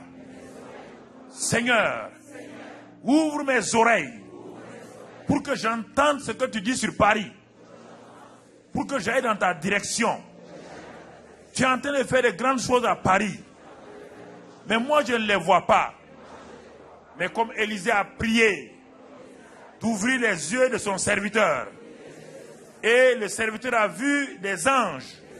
Ouvre mes yeux pour que je voie dans mon quartier, dans mon collège, dans mon université, dans mon travail, ce que tu es en train de faire. Je veux entrer, Seigneur, dans les mystères des bonnes œuvres que tu as préparées pour moi. Que ton Saint-Esprit, l'esprit de révélation, me donne maintenant de vivre dans la communion du Saint-Esprit, de marcher dans la communion du Saint-Esprit, de dépendre du Saint-Esprit, car il est en moi, il vit en moi et il veut me conduire dans la plénitude, dans la victoire et dans le succès. Mes plans sont dans sa main. Merci, Père. C'est au nom de Jésus que j'ai prié. Amen. Amen, amen, amen.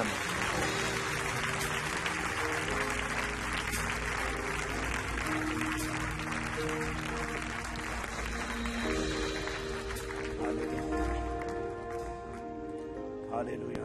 Nous allons chanter ce chant qui dit: conduis-moi et je suivrai. Non. Conduis-moi et je suivrai. Conduis-moi. Apprendre-moi à te suivre. Car tu m'appelles, tu m'appelles. Accorde-moi d'entendre le son de ta voix. Accorde-moi la grâce de t'entendre, de te chercher et de te trouver. Disons, conduis-moi. C'est notre prière. Que ton gouvernement s'assied en nous. Que le Saint-Esprit nous conduise. Accorde-nous de te chercher et de te trouver. Je te réponds.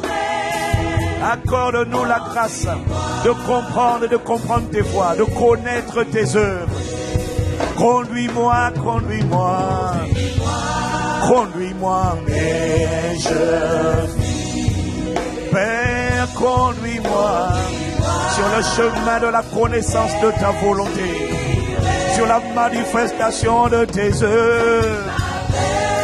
Ne me laisse pas faire mes propres œuvres. Ne me laisse pas bâtir par moi-même. Non, je t'en prie. Parce que tu m'appelles. Accorde-nous d'entendre ce que dit l'Esprit. Accorde-nous de chercher le Saint-Esprit jusqu'à trouver et ensuite seulement d'agir. Car tu appelles. Aide-nous, aide-nous. Conduis-moi. C'est la clé de ma destinée. C'est la clé de la réussite illimitée. Car tu appelles. Donne-moi de t'entendre. Et donne-moi d'agir uniquement sur ta parole. Que tes œuvres soient mes œuvres. Que ton cœur soit mon cœur. Que tes priorités soient mes priorités. Parce que tu cherches un homme ou une femme. Tu appelles tous les jours. Tu appelles des hommes et des femmes à faire non pas leur propre agenda, mais à faire ta volonté. Accorde-nous de t'entendre. Sur ta parole d'agir, sur ta parole de marcher, sur ta parole de parler, sur ta parole de semer, de me mouvoir, car tu appelles.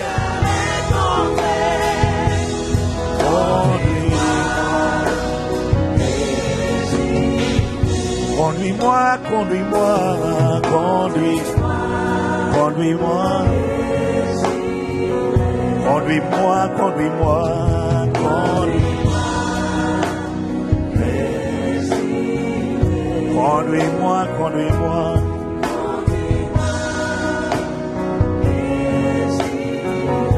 Conduis-moi, conduis-moi, conduis-moi.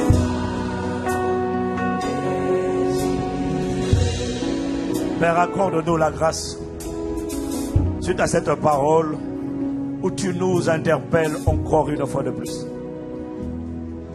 Accorde-nous la grâce, parce que tu passes par différents prédicateurs, serviteurs, instruments, pour nous dire les mêmes vérités. Qu'il n'y a pas d'autre clé, il n'y a pas de raccourci à la quête du Saint-Esprit. Et au fait de chercher et de trouver et d'attendre avant d'agir, d'attendre le Saint-Esprit. Seigneur, encore aujourd'hui tu nous rappelles et tu insistes. Et lorsque tu dis la même chose à plusieurs reprises, ça veut dire que non seulement cette chose est incontournable, mais ça veut dire que ce principe, cette vérité est arrêtée de la part de Dieu et qu'il n'y aura pas une autre voie à choisir. Alors accorde-nous la grâce de nous redimensionner. Nous t'implorons, par le pouvoir que tu as de t'assujettir toutes choses, permets, s'il te plaît, permets que ton cœur soit notre cœur. Que tes priorités soient nos priorités. Que ton agenda soit notre agenda. Que tes projets soient nos projets. Que tes désirs soient nos désirs. Ne nous laisse pas perdre du temps. Ne nous laisse pas nous tromper de même par de faux raisonnements. Ne nous laisse pas vouloir imposer à Dieu, au Saint-Esprit, notre volonté. Accorde-nous la grâce de gagner du temps. En acceptant, en admettant, en réalisant qu'il n'y a pas de raccourci à ta volonté. Tu as dit dans ta parole, le peuple que je me suis formé, que j'ai créé pour ma gloire, publiera mes louanges. Accorde-nous la grâce de capter ton cœur, d'entendre ce que l'Esprit dit et juste de nous aligner. Ainsi nous gagnerons du temps. Ainsi nous commencerons à manifester tes desseins dans notre génération. Pardon pour toutes les fois où nous avons agi sans avoir attendu. Pardon pour toutes les fois où nous avons, Seigneur, fait nos propres projets. Ça n'a pas marché. Et après, nous nous sommes sentis frustrés. Nous avons tiré leçons et instructions de tout cela. C'est à cause de toutes ces leçons d'échec de la vie que nous venons à toi, humblement, te demander à partir d'aujourd'hui, accorde-nous la grâce de racheter le temps. Et racheter le temps, c'est discerner avant d'agir. Est-ce que c'est ta volonté? Si ce n'est pas ta volonté, ne nous laisse plus y aller. Si ce n'est pas tes désirs, ne nous laisse pas les avoir comme désirs. Si ce ne sont pas tes priorités, ne nous laisse pas en faire des priorités. Si ce n'est pas dans ton plan, ne nous laisse pas les intégrer, ne nous laisse pas les intégrer dans nos plans. Nous t'implorons. Accorde-nous la grâce de discerner et de nous aligner. Ainsi, nous serons divinement portés par le Saint-Esprit, parce que nous ferons ta volonté. Et ainsi, tu veilleras sur ta parole que tu as imprimée, tu as déposée en nous pour l'exécuter. Fais-nous gagner le temps. Nous t'implorons. Merci pour ta parole. Merci pour ton serviteur. Merci de ce que tu disposes nos cœurs à comprendre et à chercher la simplicité et non la complexité. Et la simplicité, c'est l'obéissance. Aide-nous à obéir. Nous avons la volonté, mais pas la capacité. Mais aide-nous à obéir. Nous comptons sur ta capacité pour le faire en nous, au nom de Jésus. Amen. Amen, amen, amen, amen. Je croyais que tu allais faire mieux que ça. Peux-tu au moins acclamer avec mes mains? J'acclamerai, j'exprimerai ma gratitude. Merci. Conduis-moi, conduis-moi, conduis-moi.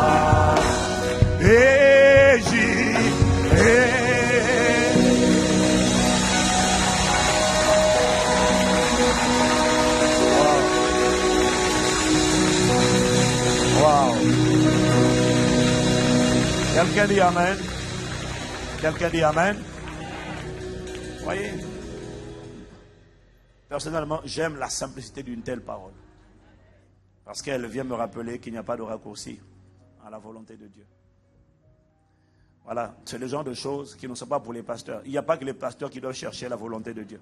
Chacun de nous, tous les jours, pour ce qu'il fait, pour là où il est appelé, là où Dieu l'a positionné, il doit chercher le cœur de Dieu, la volonté de Dieu. On gagne tellement du temps lorsqu'on a compris la volonté de Dieu et qu'on fait la volonté de Dieu. On gagne tellement de temps lorsqu'on a entendu Dieu avant de venir donner une directive. Parce qu'on ne peut pas avoir entendu Dieu parler et ça ne marche pas. C'est impossible. Parce que lorsqu'on a entendu et qu'on a dit, Dieu verra toujours sur ce qu'on a dit pour l'exécuter, mais à condition que ce qu'on ait dit soit ce qu'il a dit. Voilà pourquoi on ne prêche pas n'importe quel message. On prêche un message que le Saint-Esprit a dit de prêcher. Et ainsi, il confirme ce message. Seigneur, accorde à nous, Église, de réaliser la simplicité et l'importance de cette parole. Au nom de Jésus. Amen. Amen. Pouvons-nous encore acclamer le Seigneur pour son serviteur qui nous a fait l'honneur d'être avec nous ici encore aujourd'hui? Est-ce qu'on peut donner de la voix?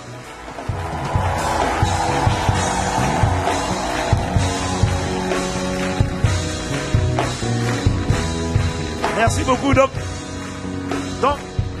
rendez-vous à Impact Conférence 2015.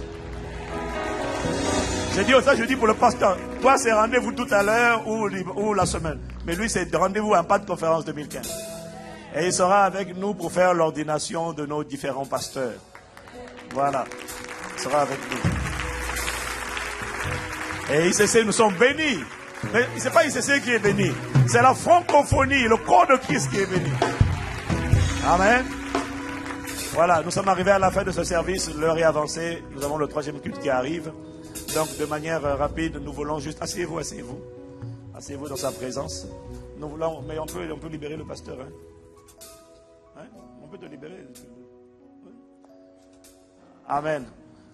Est-ce qu'il y en a qui sont là pour la première fois à Impact Centre Chrétien, quelle que soit la salle dans laquelle vous êtes assis, dans cet auditorium, enfin dans ce site?